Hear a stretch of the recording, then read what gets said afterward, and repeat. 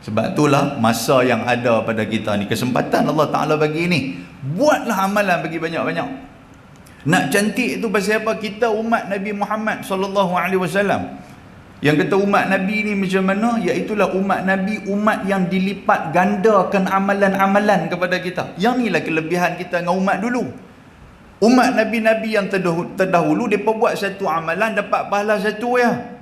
Tapi umat Nabi SAW buat satu amalan dapat pahala berganda-ganda.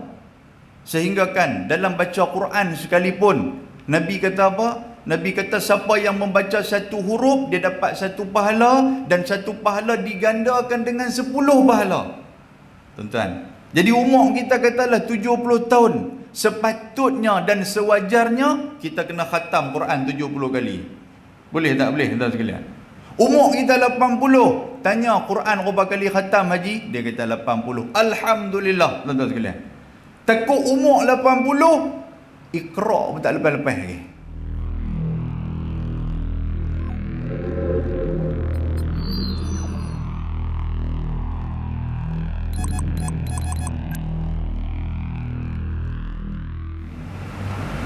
Bismillahirrahmanirrahim. Assalamualaikum warahmatullahi wabarakatuh. Alhamdulillahilladzi arsala rasulahu bil huda wa dinil haqq liyuzhirahu 'ala ad-dini kullihi walau karihal kafirun. Asyhadu an la ilaha illallah wahdahu la syarika lah.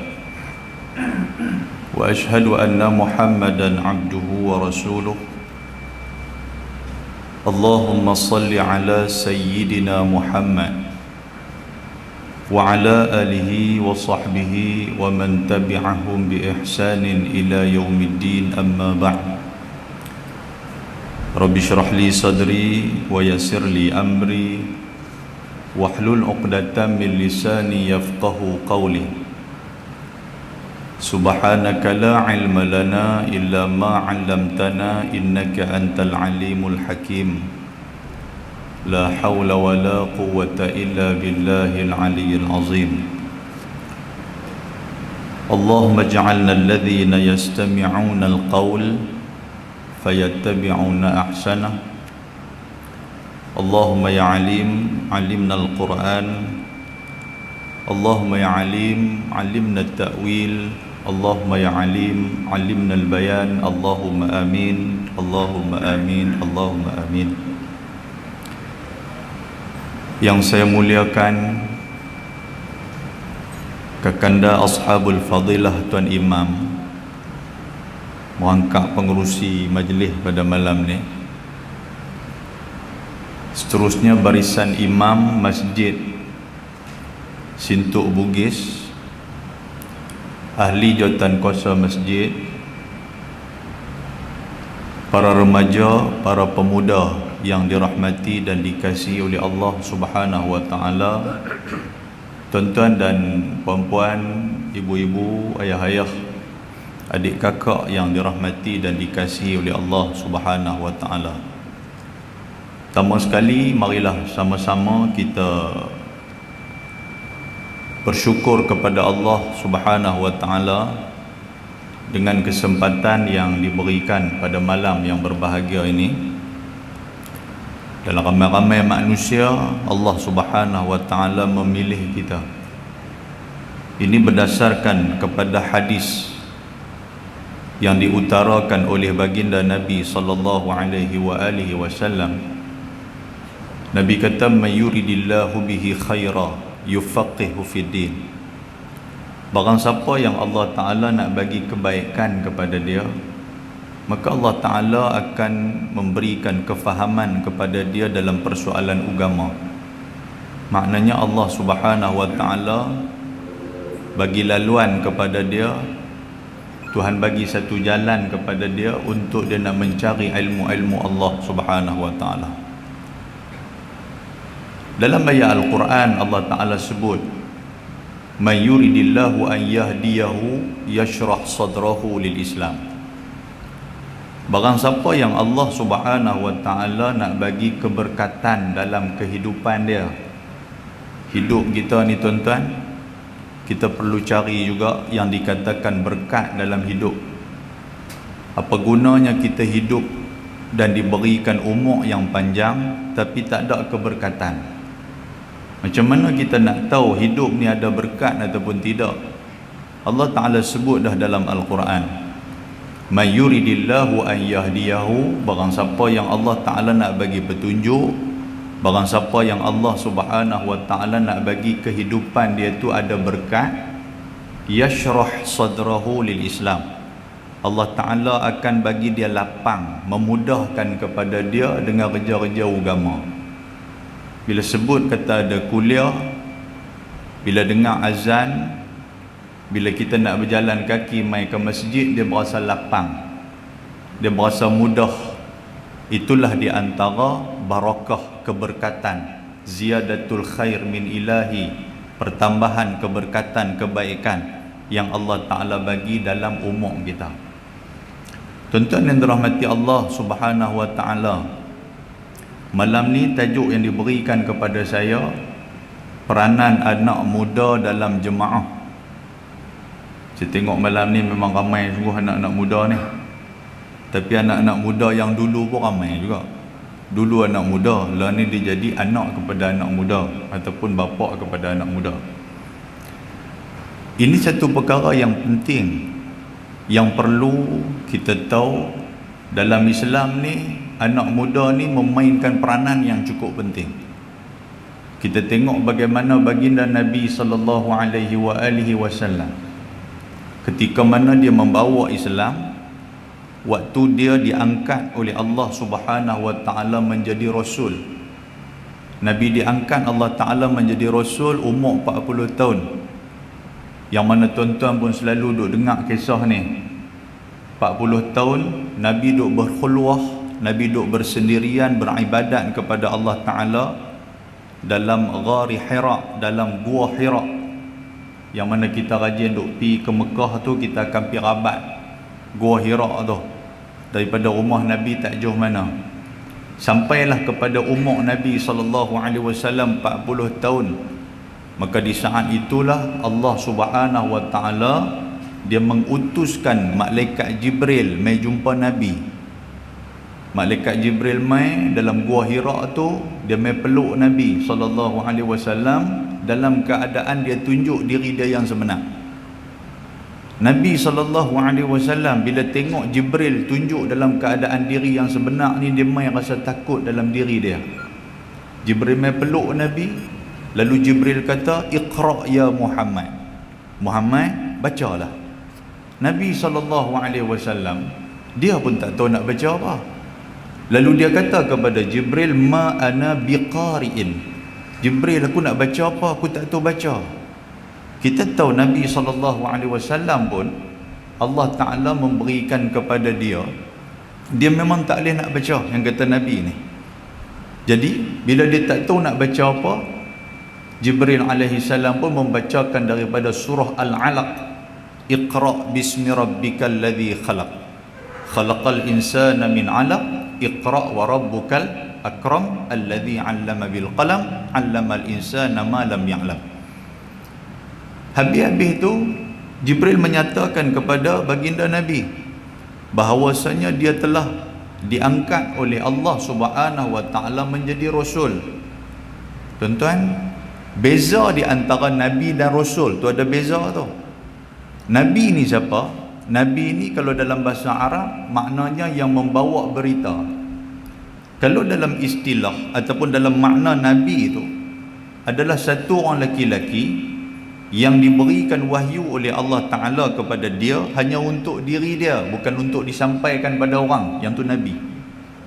Manakala Rasul pula, satu orang laki-laki yang diberikan wahyu kepada diri dia dan untuk disampaikan kepada orang lain, yang tu makna dia Rasul, menyampaikan pesuruh Allah Ta'ala, penyampai wahyu daripada Allah Subhanahu wa Ta'ala. Jadi Nabi SAW umur 40, dia menyampaikan wahyu. Dia ajak kawan-kawan yang terdekat, dia ajak adik-beradik yang terdekat. Dan kita nak tengok di saat itu juga tuan-tuan sekalian, yang menyahut seruan Nabi dan dakwah Nabi SAW siapa dia? Iaitulah orang-orang muda. Al-Arqam bin Abi Al-Arqam, orang muda. Waktu tu umur dia dalam 20-an. Dialah yang telah memberikan rumah dia untuk Nabi SAW buat usrah. Siapa dia lagi yang kata muda? Sayyiduna Ali bin Abi Talib. Tuan-tuan kenal? Yang ni muda sungguh. Dia ni merupakan sepupu Nabi dan dia juga merupakan menantu kepada Nabi SAW. Dan dia adalah orang muda yang banyak menolong dakwah baginda An-Nabi SAW. Sayyidina Osman juga orang muda. Sayyidina Umar juga orang muda. Maka peranan orang muda ni tuan-tuan cukup besar yang dikatakan di dalam sejarah Islam, di dalam sejarah dakwah Nabi SAW. Pasal apa orang muda ni tertarik dengan ajaran Nabi? Yang ni pun kita kena muhasabah juga. Mungkin di antara sebab pasal apa hari ni orang muda tak tertarik dengan Islam pasal apa? Antara dia, kita kena berbalik kepada ajaran baginda Nabi SAW. Macam mana dakwah Nabi, macam mana layanan Nabi kepada orang-orang muda.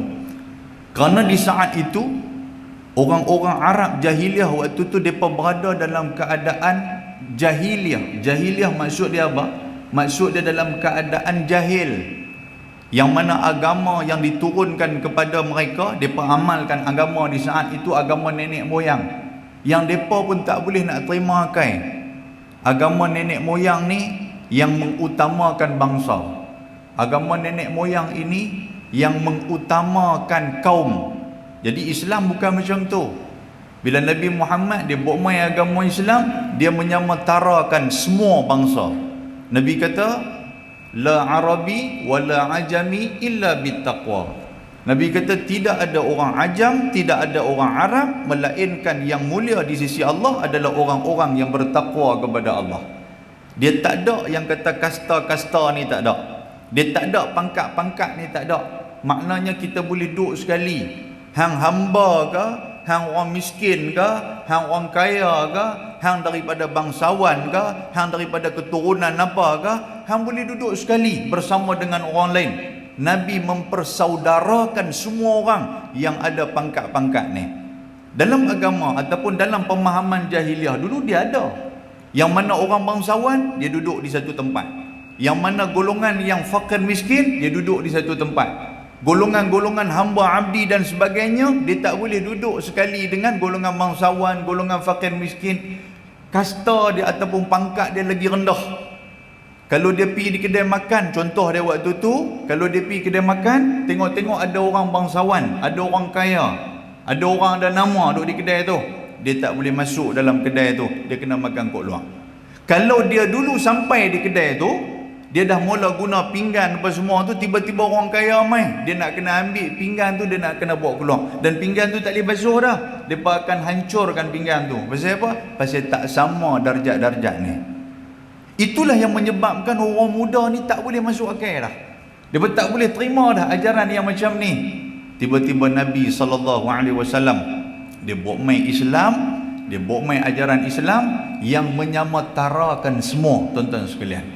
Nabi kata apa? Innallaha la yanzuru ila suwarikum wa amwalikum walakinnallaha yanzuru ila qulubikum wa a'malikum. Allah Ta'ala tak pernah tengok macam mana bentuk rupa parah kamu. Allah Ta'ala tak tengok macam mana banyaknya harta, pangkat, darjat yang ada pada kamu. Tetapi yang dinilai oleh Allah Ta'ala bagaimana takwanya hati kamu kepada Allah, dan bagaimana amalan-amalan yang kamu buat untuk kamu persembahkan kepada Allah Subhanahu wa Ta'ala. Bila buat main macam tu, golongan yang muda pun rasa, kami pun boleh fight juga dengan golongan tua ni. Maknanya apa? Maknanya kalau kami bertakwa kepada Allah, mereka yang ada harta pun tidak dipandang oleh Allah, melainkan takwa yang Allah Ta'ala tengok. Orang yang ada pangkat pun tidak akan dipandang oleh Allah Subhanahu wa Ta'ala kalau mereka tidak bertakwa. Jadi golongan-golongan muda ni merasakan mereka ini ada ruang di dalam Islam, ajaran yang dibawa oleh baginda Nabi SAW. Pasal itulah pakat berimpun, pakat nak ikut baginda Nabi SAW dengan ajaran yang dibawa oleh dia. Tuan-tuan sekalian, kita kembali kepada ajaran baginda Nabi SAW, insya-Allah anak-anak muda akan mula menghampiri yang dikatakan cerita-cerita ataupun dalam soal-soal agama ni. Kan macam mana dulu. Kalau dulu ni, kalau budak-budak mai ke masjid, tuan-tuan sekalian, orang tua nanti dia akan tengok lain macam ya. Ni mai ni kira nak hingang ni, mau nak sembahyang pun bayar. Nampak tak sekalian macam tu. Tapi lah alhamdulillah kita masjid-masjid kita pun dah ada mesra remaja, mesra kanak-kanak. Budak-budak nak mai boleh, tak ada masalah. Orang tua pun tak kacau sangat.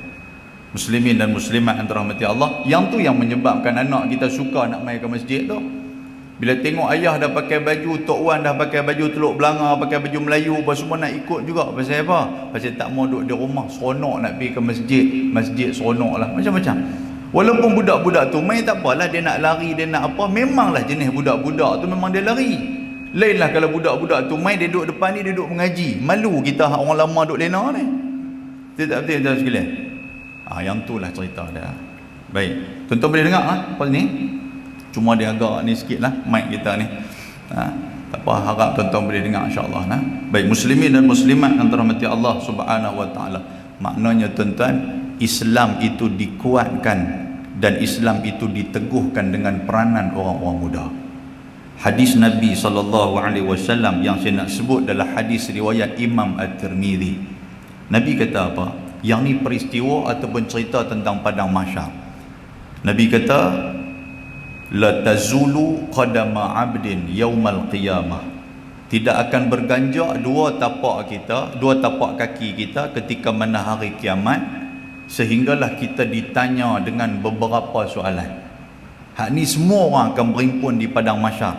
Lepas tu tuan-tuan, sebelum kita nak pi proses tempat yang lain pula, sebelum daripada kita duduk di padang mahsyar, lepas tu kita nak pi pula lepas padang mahsyar ni ada macam-macam lagi proses akhirat ni.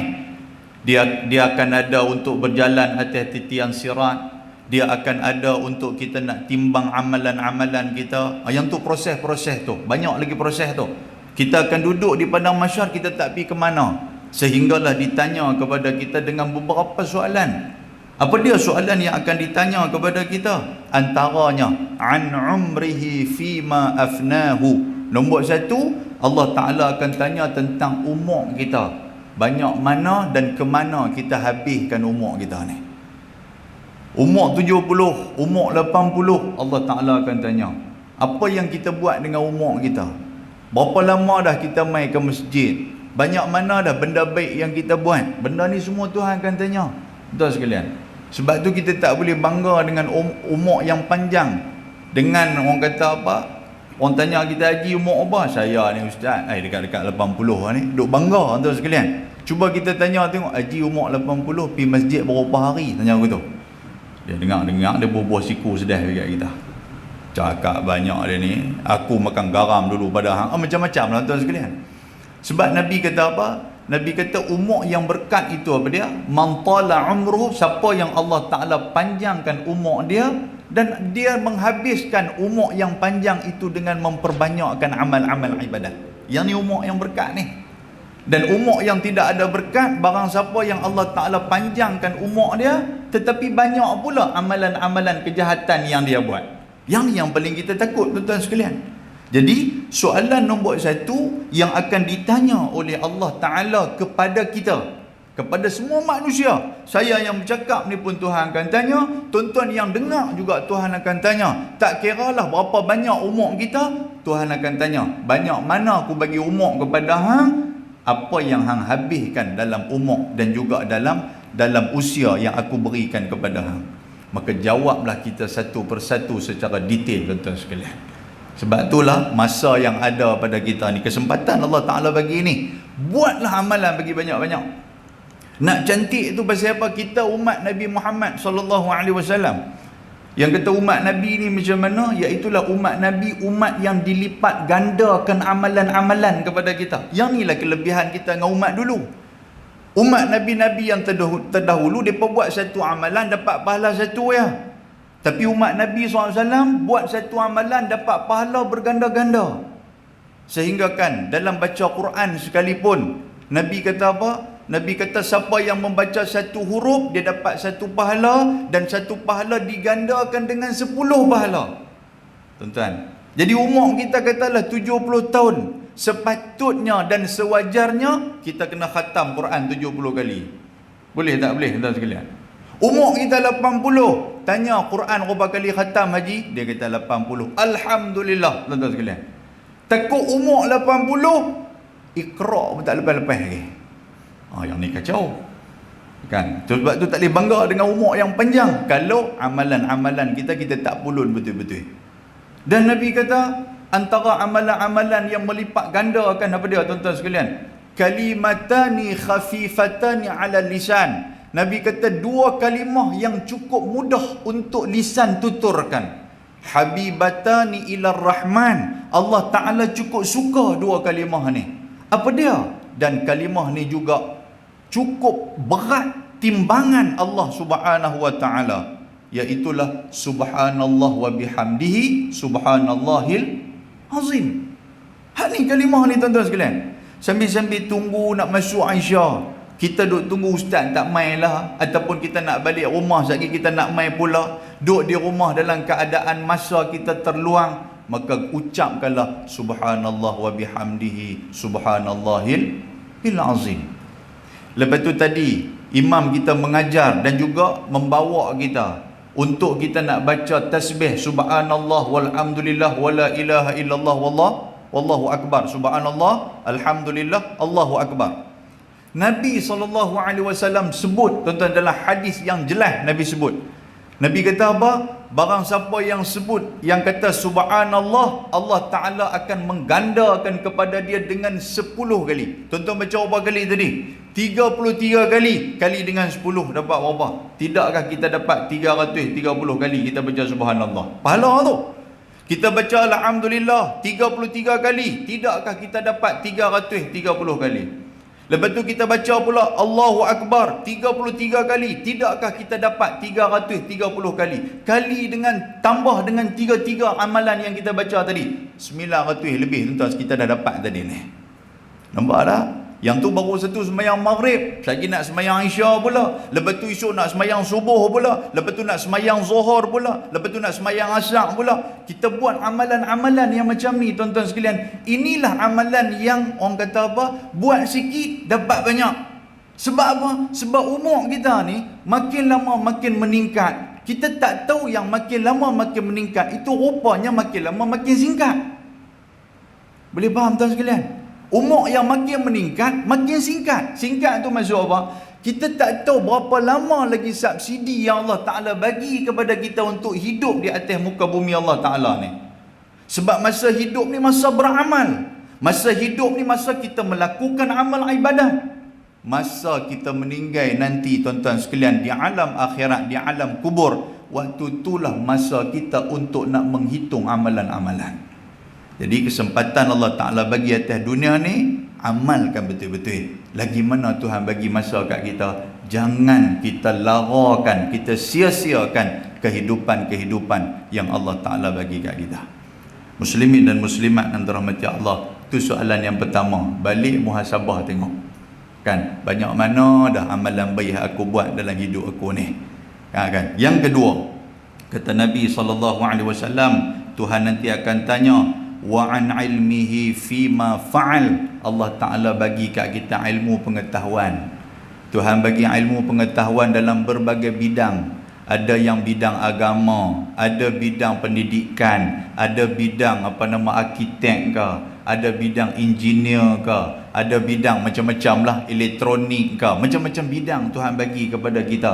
Adakah ilmu pengetahuan dan bidang hak Tuhan bagi kat kita ni mendekatkan diri kita kepada Allah Subhanahu Wa Ta'ala? Ni soalan dia tuan-tuan sekalian.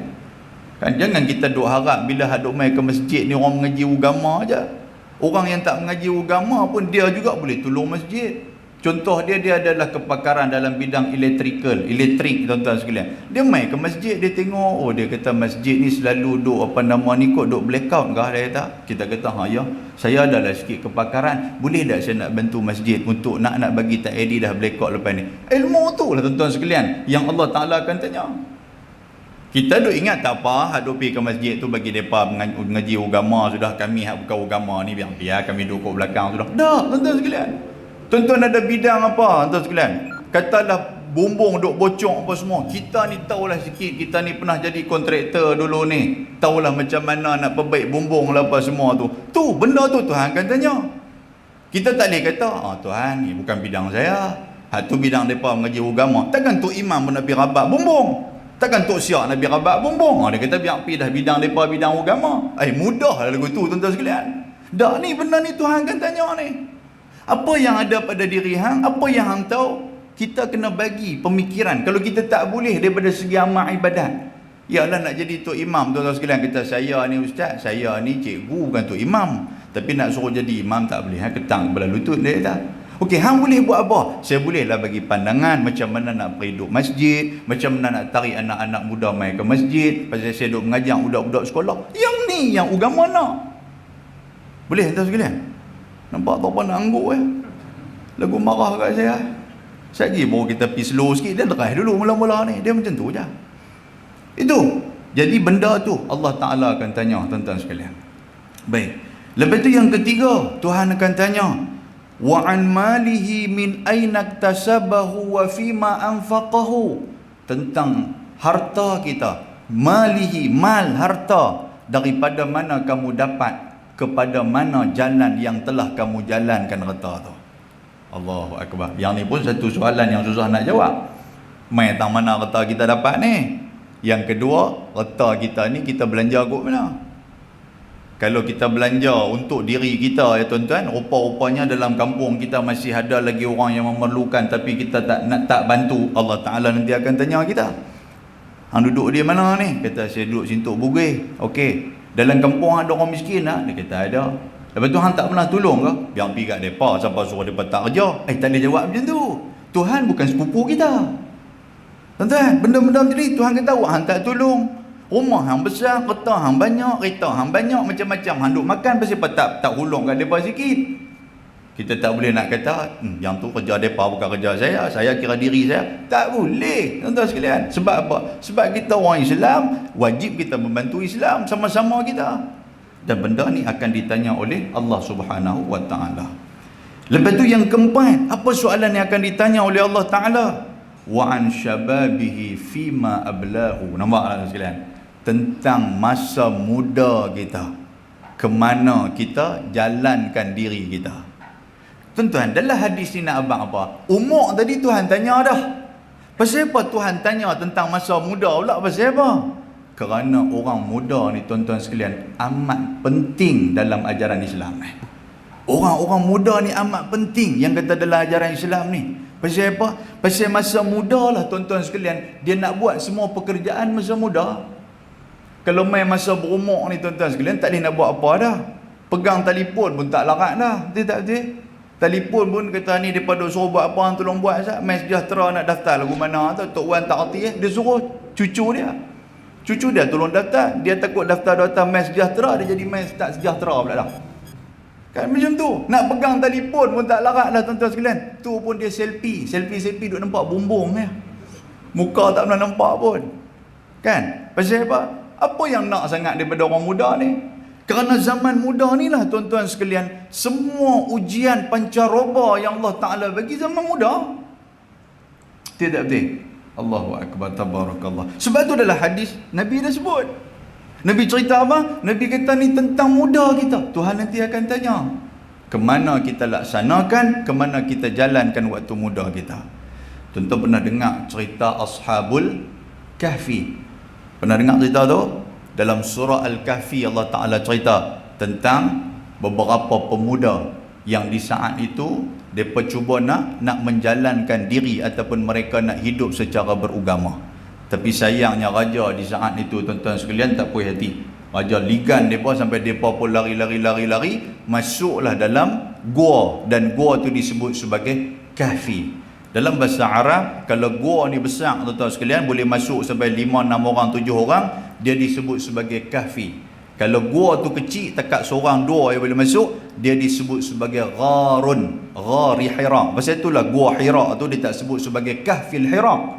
Kan? Sebab pasal apa? Pasal Nabi SAW dia duduk dalam tu lepas dia seorang je Nabi. Kan? Lepas Nabi SAW seorang, yang tu disebut sebagai ghar. Kan? Ghar. Ada sahabat saya daripada Gua Musang, dia bubuh Ghari Musang, dia kata. Tu bahasa Arab lah. Boleh lah Ghari Musang pun. Cuma kalau Kahfi ni gua yang besar, tuan sekalian. Jadi pemuda Kahfi ni depa lari masuk dalam gua tu, dalam Kahfi tu. Dan Allah Taala menidurkan depa sampai berapa ratus tahun tak? 300 berapa hari? Kan? Dia lebih kurang belas-belas hari, 312 hari tau. Tidurkan depa ni. Pasal apa? Depa nak dalam ayat ni juga ataupun dalam surah ni juga nak cerita, inilah golongan pemuda yang bangkit. Maknanya agama Islam amat menyanjungi golongan-golongan muda. Muslimin dan muslimat yang dirahmati Allah Subhanahu wa taala.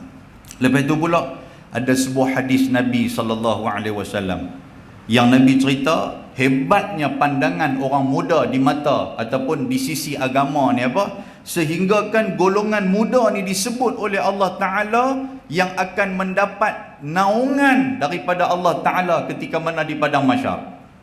Sab'atun yuzilluhumullah yawma la zilla illa zilluh. Nabi kata ada 7 golongan yang akan Allah Ta'ala menaungi mereka ketika mana padang mahsyar, yang pada hari itu tak ada golongan, tak ada siapa pun boleh tolong kita melainkan naungan ataupun pertolongan daripada Allah Subhanahu wa taala. Mari kita tengok satu persatu, sebab dalam 7 golongan tu ada satu golongan wasyabun nasya'a fi ibadatillahi azza wa jalla, iaitulah golongan syabab, golongan pemuda yang depa ni kalau depa hidup secara beragama, depa boleh mai semayang di masjid, depa boleh hindarkan diri depa daripada dugaan dan cubaan-cubaan dunia, depa boleh melakukan dan juga menterjemahkan nilai-nilai murni agama dalam diri depa, maka golongan inilah yang akan mendapat naungan daripada Allah Subhanahu wa taala. Salah satu golongan. Mari kita hurai antara 7 golongan. Siapakah depa ni tuan-tuan sekalian? Yang pertama, kata Nabi sallallahu alaihi wasallam, al-imamul adil. Imam yang adil juga, imam yang terbaik adalah imam muda, tuan-tuan sekalian. Tu berkait dengan muda juga. Pasal itulah kata orang muda ni peranan dia cukup penting dalam jemaah. Jemaah ni ada 2 makna. Satu, jemaah dan dalam semayang ni. Yang kedua, jemaah dalam masyarakat, tuan-tuan sekalian. Jadi kalau ada imam muda, imam kita lah ni, imam muda ni, imam kita ni. Jadi mudah kalau ada apa-apa nak pergi ke sana sini, orang minta tolong, telefon tengah malam pun tak apa.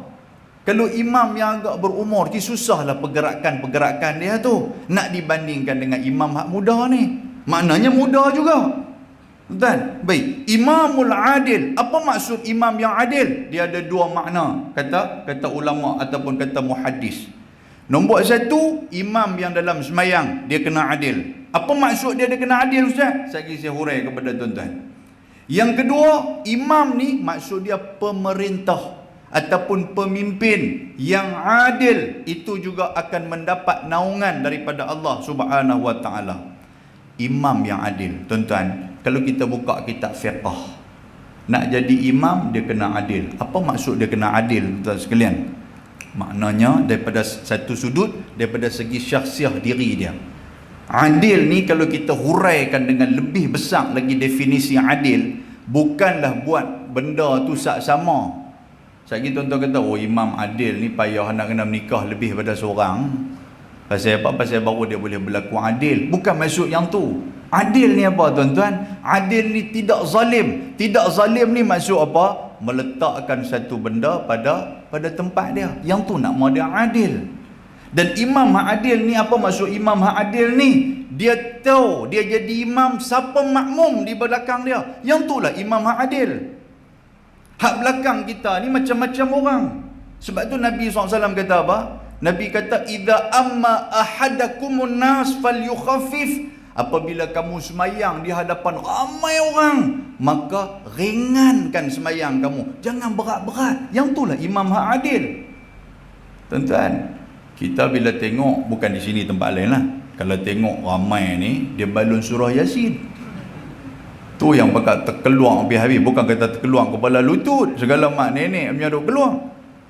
Kan dia tengok-tengok ramai dia kali-kali belakang dia nak kata sufufakum rahimakumullah, tengok-tengok penuh. Cantik dia dah. Malah ni aku nak buh Yasin kat bobok ni. Sebab tu buh Yasin tuan-tuan, 5 tahun lepas tu baru main pula. Tak main dah malah esok tu. Pasal apa? Pasal mati habis-habis. Berdiri tu sekalian. Ni Imam Adil ni. Dan Nabi SAW kata apa? Nabi kata, idza amma ahadakumun nas, bila hampa semayang di hadapan manusia, maka tengok di belakang depa tu, di belakang dia tu ada siapa. Fa inna fihimul hajah, pasal ada orang yang mai semayang ni, dia ada hajat nak pergi ke tempat lain. Dia mai kot ni, mungkin dia nak keluar pergi Sungai Petani ke, dia singgah sah daripada matang matahari dia turun mai, nak semayang tak mana tau. Dia pergi cari tak jumpa masjid apa? Masjid kota apa dia ni? Kan? Dia tak jumpa, dia jumpa masjid Sintok Bugis ni. Dia kata cantik. Dia pun semayang. Sekejap dia nak pergi tempat lain pula. Tiba-tiba imam kita pula ni duk pergi baca panjang pula. Ya Yasin tuan-tuan sekalian. Dak pun dia baca Al-Baqarah. Tahu surah Al-Baqarah? Surah Al-Baqarah ni surah lembu betina. Tu mana surah Al-Baqarah tu? Kan? Alif Lam Mim Dzalikal Kitabu La Raiba Fih. Duk ingat kalimah ayat hak mula tu ya. Tengok-tengok dia sambung pula. Innal ladzina kafaru sawa'un 'alaihim, kata punggah dah belakang ni. Tuan sekalian. Dia Allah dia kata tu imam ni baca panjang pula, punggah dah aku nak pergi ke tempat lain pula. Terganggu tak orang di belakang? Terganggu tuan sekalian. Kita azan dulu kada. Dah terus ya. Tuan-tuan baru masuk Aisyah. Tuan-tuan mau sampai berapa ni? Tak apa nak orang ni angguk dia pun. Tak apa nak orang ni abang. Tak apa, saya pun jenis imam tu juga kan. Imam bila tengok ramai dia panjang bacaan dia. Saya bila tengok ramai lagu ni saya ceramah panjang sikit. Boleh lagu tu. Baru satu, ni ada 7 ni nak kena urai ni. Tuan, itu imam yang adil. Dan Nabi kata, apabila semayang, kamu semayang seorang diri, falyutawil ma syaa, semayang pilih panjang mana kamu nak semayang pun. Jadi imam-imam ni tuan-tuan sekalian, yang tu lah, kalau dia ada jiwa, dia tu jiwa muda. Kan orang muda ni dia kira dia main-main sat, dia nak pergi tempat lain, tempat ni. Jadi imam. Alhamdulillah tadi kita tengok apa maghrib tadi pun imam pun baca pendek ya apa semua, alhamdulillah. Kita pun seronok. Kena dia baca surah Al-Baqarah panjang tuan-tuan sekalian. Tak nanya kan makcik-makcik hak mana duduk belakang tu. Hak mana lutut duduk belakang lutut dah. Tanya tu imam baca surah apa Aisyah maghrib tadi ni? Surah Al-Baqarah. Makna apa tu? Makna dia surah lembu betina makcik. Allah panjangnya. Satgi Aisyah duk berhajat nak baca surah apa? Surah Al-Fil. Makna apa tu? Surah gajah. Dengar gajah mati terus makcik ni. Betul apa? Dengar Baqarah pun panjang, gajah lagi panjang pada tu lah. Allahu Akbar. Boleh tuan-tuan sekalian? Nabi kata fa inna fihimul hajah, fa inna fihimud dhaif. Orang yang belakang kita ni ada orang tua, tuan sekalian, orang tak larat tapi mai juga nak sembahyang di masjid kan. Jadi kita kena meraihkan mereka. Sebab itulah imam yang adil macam ni, imam yang faham keadaan dan kondisi makmum dia faham. Lepas tu imam pula tuan-tuan sekalian, dia bukan takat dia nak konsentrate dia sebab semayang, dia kena faham juga makmum-makmum hak di belakang dia. Pasal itu Nabi SAW ketika mana Nabi semayang, Nabi dengar ada budak teriak di belakang, Nabi meringkaskan semayang dia dengan seringkas-ringkas mungkin. Pasal apa? Pasal mak yang duk pegang budak ni, bila budak teriak, dia pun mesti tak seronok. Dia nak habis cepat semayang dia. Tapi dalam satu waktu, dia memang nak semayang, dia nak duduk berjamaah dengan Nabi SAW. Bila imam dengar budak teriak tuan sekalian, imam pun akan memperpendekkan semayang dia. Ringkas mungkin. Boleh faham? Tuan-tuan lepas ni, kalau nama imam panjang, kutir nak kita bagi teriak. Bila dia teriak, imam dengar, okey, aku pendekkan. Kan? Jangan buat lagu tu lah. Allahu Rabbi. Boleh faham tak? Itu di antara dia Nabi SAW. Jadi Nabi tidak akan memperpanjangkan solat dia. Cantik dah tadi imam kita tadi pun. Saya pun tengah tadilah baca qul ya ayyuhal kafirun apa semua. Yang tu memanglah sunnah Nabi SAW. Kalau dia semayang, Nabi akan semayang pendek. Lepas tu yang kata adil lagi macam mana tuan-tuan sekalian? Ketika mana dia semayang, kan dalam fiqh dia kata apa? Imam yang adil ni ketika mana rokok dia, yang pertama dia akan memperpanjangkan sikit rokok. Pasal apa nu ada orang duk main tu? Nak bagi orang dapatkan juga rakaat bersama dengan imam. Jadi dia pun rokok, saat dia nampak tu. Kawan tuan-tuan ni hak mai dah tengok imam duk rokok, janganlah tuan-tuan duk buat lambat pula. Yang pi ada dia duk tunggu ukur tu kot. Lalu gitu pula dia duk tunggu ukur biar depan rokok. Takut lagi rokok makin meletup. Kan? Dia tunggu untuk sekalian. Jadi dia kata ada orang main ni. Imam dia mesti dengar juga. Dia mesti dengar orang buka pintu. Tuan-tuan bila dah dengar buka tengok imam tengah duk rokok, mainlah cepat-cepat. Allahu akbar, Allahu akbar. Terus rokok bersama dengan imam. Dapatlah kita rakaat tu. Ni dak lagu duk berbetul ni apa semua duk tengok handphone apa. Selfie pula. Ni bapak ni duk rokok, bila lagi aku nak selfie dengan depa ni? Duk main telefon lah, duk apa. Kita pun Allahu akbar baru kena nak turun tu imam pun sami Allahu liman hamidah pada muka hang biar tak dapat. Boleh bantu sekalian. Lepas tu waktu tahiyat macam tu juga, bila kita tahiyat dengar-dengar ada orang duk main. Jadi kita panjangkan sikit tahiyat kita biar orang boleh masuk bersama dengan kita untuk solat berjamaah. Itu imam yang adil. Dan tuan-tuan pun satu, bila tahu kata kalau kita tak sempat jangan duk gagah lah. Boleh tak? Berhenti motor apa semua ni, tengok-tengok tu imam pun dah habis dah baca surah Fatihah, dia pun qul huwallahu ahad Allahu samad. Kita pun motor pun pakai loncong gitu tak ada nak bawa tungkat. Turun loncong satgi aku tak dapat rakaat jahanam satgi. Dia pun lari gedegum belaga cermin tu. Dia tak tahu kata benda tu tutup. Buka boleh tuan-tuan, boleh rakaat. Tu imam pun Allahu akbar. Dia pun boleh Allahu akbar dengan tu imam. Tapi penat. Lega dia kata sambil waktu rokok tu. Tuan-tuan, Nabi kata apa? Itulah sifat al-ajalatu minasyaitan. Sebenarnya dia telah dikuasai oleh syaitan. Syaitan duk asuk dia cepat, hang duk tunggu pagi, hang duk alik pagi, syaitan duk kata kat dia tu. Yalah dia nak parking motor apa semua, nak cari tang mana sign bagus nak bubuh motor, syaitan duk main telinga dia. Hang duk nganga gini, depa nak habis dah rakaat tu. Kan depa nak rokok dah. Satgi hang nak hang nak masbuk seorang-seorang hang ke? Macam tu. Sebab apa tuan-tuan? Memang perangai kita pun kita tak apa nak suka masbuk ni, betul tak tuan sekalian? Kan? Tak apa nak orang yang angguk ni pun. Betul. Pasal apa? Kalau tuan-tuan mangkit seorang-seorang, ni hadu astagfirullah belakang ni macam mana perangai depa? Jenis kali astagfirullahalazim, duk tengok atas bawah lebih duk geleng kepala pula. Kita pun jahanam dah aku sembahyang apa ni? Hak sembahyang maghrib pun dandan berasa sembahyang subuh. Pasal apa tuan-tuan? Pasal ni astagfirullah betul-betul lah menghadap kiblat. Tadi imam kita baca la ilaha illallah wahdahu la syarikalah, kan, lahul mulku wa lahul hamdu yuhyi wa yumiit wa huwa ala kulli syai'in qadir 10 kali. Betul tak baca 10 kali? Tuan-tuan kira tak kira? Tuan-tuan, Nabi ajak macam mana? Nabi kata waktu baca la ilaha illallah wahdahu la syarikalah sampai habis tu, duduk macam mana kita duduk macam mana dalam sembahyang. Kaki kita tuan-tuan sekalian jangan duduk bersila lagi. Nabi kata, itu ada hadis riwayat Imam Abu Daud. Nabi kata baca yang tu. Bacalah 10 kali ketika mana sembahyang maghrib dan selepas sembahyang subuh, baca yang tu 10 kali. Dalam keadaan sanin rijlaihi, kaki dia tu duduk macam mana dalam sembahyang, menghadap ke arah kiblat. Lam yatakallam, dan jangan bercakap lagi dengan orang. Baca yang tu dulu 10 kali. Boleh faham tuan? Lepas sembahyang ni Nabi tak bagi. Itu kaifiat Nabi. Kalau ada kawan duk panggil kita nak bercakap, angkat lagu tu ya kat dia. Nak berhabis ni dulu. Dia buat lagu tu kita. Kita angkat buah siku kat dia. Aku nak berhabis ni dulu. Jangan duk bercakap. Nampak tak? Tapi kalau hak lain tak ada masalah. Allahumma ajirna minan nar. Tok imam kita baca 7 kali. Hak tu tuan-tuan nak berdiri baca sambil duk balik, jalan balik pun tak ada masalah. Allahumma ajirna minan nar baca. Allahu la ilaha illa huwal hayyul qayyum. Lepas sembahyang kita nak baca ayat kursi sambil berjalan nak balik. Tak ada masalah. Subhanallah kita nak berjalan sambil. Tak ada masalah. Tapi tang la ilaha illallah wahdahu la syarikalah, yang tu dalam keadaan menghadap kiblat, duduk macam mana duduk dalam sembahyang, tidak bercakap dengan orang, bacalah yang tu. Tuan-tuan, apa kata Nabi SAW? Siapa yang buat amalan tu, wa muhiyya anhu, Allah Ta'ala akan bagi kepada dia 10 darajat. Wa muhiyya anhu 10 sayiat. Allah Ta'ala akan gugurkan kepada dia 10 dosa-dosa. Allah Ta'ala akan naikkan darjat 10 darjat.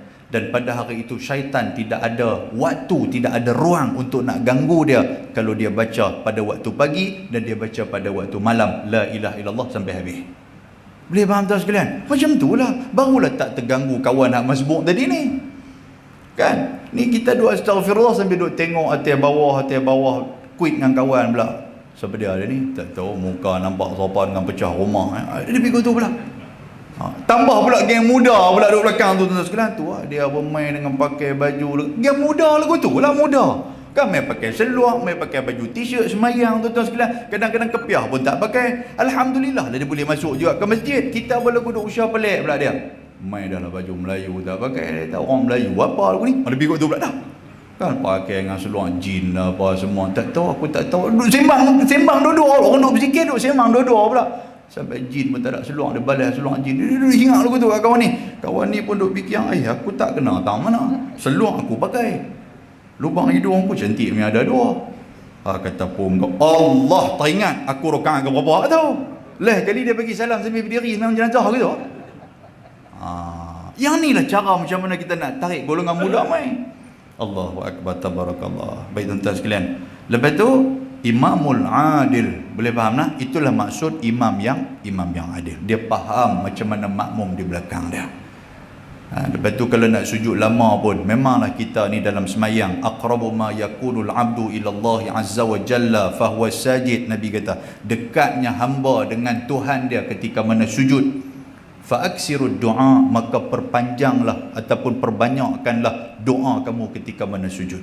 Kita nak jadi imam hak adil, imam muda yang adil ni dia faham macam mana tuan-tuan. Sebelum dia nak sujud panjang yang terakhir, sujud yang terakhir, dia kena maklum juga kepada makmum.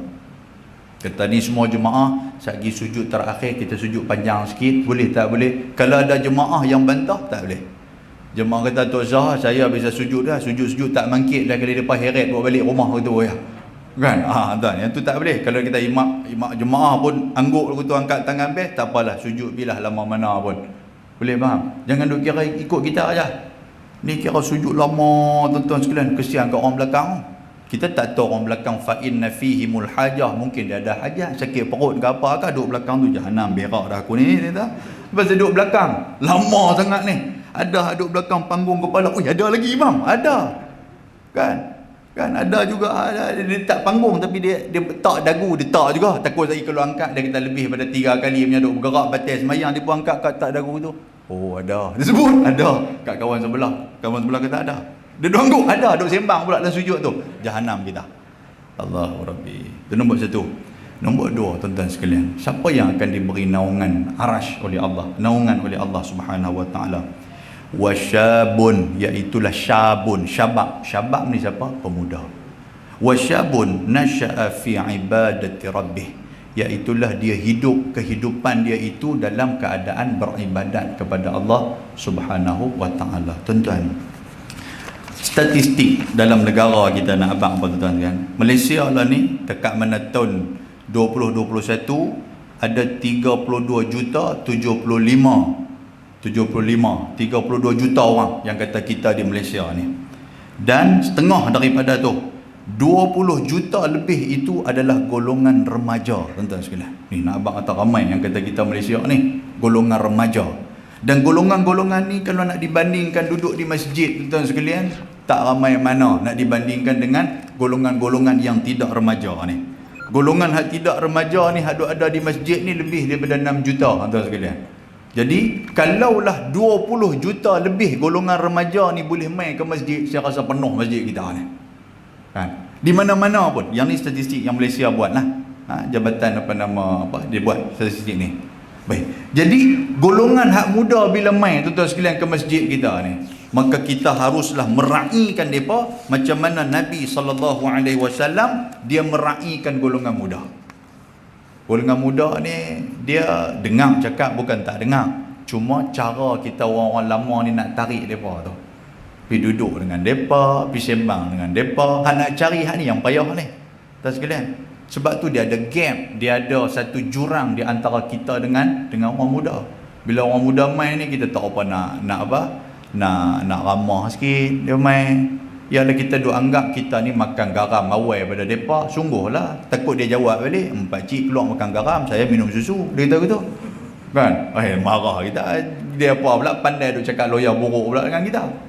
Kan? Tuan-tuan, macam mana Nabi SAW buat? Antara dia buat kepada Allahumma salli alaihi, dia buat kepada Abdullah ibnu Umar, anak kepada Umar Al-Khattab. Nabi kalau jumpa dia, Nabi akan peluk dia, Nabi letak tangan di atas bau dia. Macam tu juga kita pun kalau jumpa budak-budak peluk tu.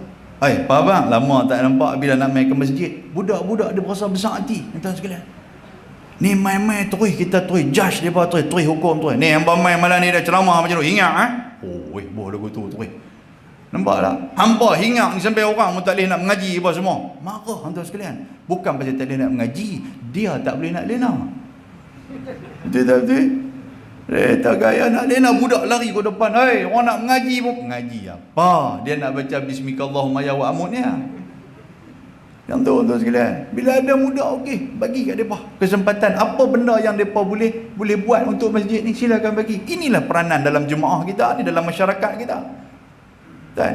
Saya tengok ada 2-3 masjid belah Pulau Pinang ni. Kan kita di sini ada kolah masjid je. Ada kolah masjid ada. Ada kolah tuan sekalian. Bukan nak suruh mereka terjun masuk dalam kolah tu dah. Nanti bila dah habis dah SOP, kita dah boleh buah ayak dalam kolah. Lah di sini boleh buah ayak. Tak boleh kan? Tak boleh. Sama Pulau Pinang pun tak boleh. Tuan sekalian. Dululah. Waktu nak basuh kolah apa semua ni, budak-budak muda ni. Kita lama-lama tak boleh nak basuh dah. Gaya do tonggek-tonggek do cuci, meletup pi. Tuan sekalian. Balik serupa dengan labah-labah ke tu ya, balik ke rumah nak bangkit berdiri tak boleh. Pasal apa? Dia meletup. Lalu panggil geng muda ni, hampa main lah. Hampa main, hampa buah ayam, hampa cuci. Allah sikit punya seronok lah budak-budak muda ni tuan sekalian. Mereka boleh cuci lah apa semua. Habis cuci-cuci bersih kolah tu. Sampai tanya Tok Imam pula, Tok Imam, ada tak kolah lain kami nak cuci? Dia tanya pula. Pasal apa? Seronok tuan sekalian. Allah boleh main ke masjid seronok. Dan benda ni diamalkan oleh Nabi SAW. Dan perkara ni tuan-tuan, negara jiran kita ada buat, iaitulah Indonesia. Pasal itulah di sana ada remaja masjid daripada. Hak mana ada program-program Maulidur Rasul ke apa ke, golongan jawatan kuasa masjid akan panggil golongan remaja masjid ni. Lah ni kami nak hangpa tarik orang muda. So hangpa pergi carilah ustaz mana-mana yang hangpa suka, yang boleh masuk kepala dengan hangpa, yang sempoi-sempoi yang hangpa rasa syok. Depa pun cari tuan sekalian. Jadi depa tarik kawan-kawan depa. Dan lah ni cara macam-macam, berdakwah lah macam-macam tuan sekalian. Bukan tekat di masjid, di foyer luar pun kita boleh buat. Buat di foyer luar, panggil orang bagi ada qasidah sikit lah apa, bagi ada gendang-gendang apa sikit. Budak-budak muda syok lah main. Dia nak macam tu. Boleh tuan sekalian? Kita tuan-tuan, hak berumur ni kalau ada gendang-gendang, teringat serupa dengan lagu El Suraya lah kita ni. Kan? Ada gendang, lena, terangkat kaki dua-dua belah tuan sekalian, lena yang kita ni. Tu benda-benda macam tu, bagi ruang kepada mereka. Allahu akbar. Muslimin dan muslimat yang dirahmati Allah Subhanahu wa taala. Jadi kalau depa boleh berada dalam keadaan beribadat kepada Allah ni zaman muda ni tuan-tuan sekalian, maka golongan ini adalah salah satu golongan yang mendapat naungan arash daripada Allah Subhanahu wa taala. Macam mana nak didik depa ni tuan-tuan sekalian? Tuan-tuan, saya tengah main habis-habis mayang duk zikir apa semua tadi, saya nampak khat ada tertulis kaligrafi ayat Quran tulis. Tuan-tuan pernah baca tak ni? Surah At-Tahrim ni. Macam mana kita nak menumbuhkan? Kan ada soalan, ustaz, macam mana nak tumbuhkan golongan-golongan remaja ataupun golongan pemuda yang boleh berkhidmat untuk jemaah, yang boleh main ke masjid, yang boleh jadi orang yang ibadat dia tu, yang boleh beribadat kepada Allah. Ayat ni Allah Ta'ala sebut. Dan ayat ni tuan-tuan menurut mufassir, Tuhan kata, ya ayyuhalladzina amanu qu anfusakum wa ahlikum nara waquduhan nas wal hijara 'alaiha malaikatun ghilazun shidadun la ya'sunallaha ma amarhum wa yaf'aluna ma yu'marun. Ni ayat ni tuan-tuan sekalian, ingat jawatan kuasa masjid saja nak berkat tang ni kah? Ayat ni untuk apa? Untuk nak peringat kita ni yang ada anak-anak ni. Tuhan kata, ya ayyuhalladzina amanu, wahai orang beriman. Tuhan panggil orang beriman. Siapa yang merasa diri dia beriman, perhati ayat ni Ustaz. Tuhan kata apa? Qu anfusakum. Nombor 1, hampa pelihara diri hampa. Lepas tu wa ahlikum, dan ahli keluarga hampa. Daripada apa? Daripada api neraka Allah Ta'ala. Qu anfusakum wa ahlikum nara. Daripada api neraka Allah Ta'ala. Maksud dia apa? Kita pelihara diri kita dulu. Lepas tu pelihara keluarga kita. Anak-anak kita, para pemuda ni tuan-tuan sekalian, dia ada mak ayah. Tapi kalau mak ayah dia tu tak pelihara diri daripada api neraka, bukan kaki masjid, bukan kaki ibadat, macam mana acuan itu akan menumbuhkan hasil daripada acuan itu adalah ibadat? Kalau mak ayah tak semayang, macam mana nak tumbuhkan anak-anak semayang? Mak ayah tak pernah main ke masjid. Duk halau anak pergi ke masjid. Pergi masjid, malam ni ada ceramah malam ni. Kurang-kurang daripada buat kenduri. Hantar kedua nak balik makan di rumah dah. Aku tak ada nak masak kan. Oh lagu tu. Tuan nampak tak? Anak ni boleh main berapa lama saja. Ada ni kawan-kawan kita yang buka mahat tahfiz dan sebagainya. Ramai yang piantak anak-anak di situ tuan-tuan. Alhamdulillah hafiz. Dia piantak tu, dia habaq ke ustaz apa semua. Ustaz ni anak saya, ustaz buatlah macam mana sekalipun. Bila cek-cek balik ustaz pun tanya, ni macam mana, siapa yang mak piantak di sini? Dia kata saya tak arti baca Quran saya. Oh, di rumah duk baca lah. Tak pernah baca, siapa nak baca, siapa nak ajar ustaz? Mak dan ayah duk baca. Baca apa? Depa sembahyang pun dah. Anak jawab begitu. Tu yang mereka ni tuan-tuan, bila dah hafiz apa semua bagus, balik-balik rumah tuan-tuan sekalian, seminggu dua mereka sembahyang subuh, lepas tu tak sembahyang. Pasal apa? Mak dengan ayah tak sembahyang. Tak apa nak orang ni angguk lah orang ni pun. Siapa suruh panggil saya? Tu kan dah kena dah malam ni. Tuan-tuan, yang tu lah di antara dia.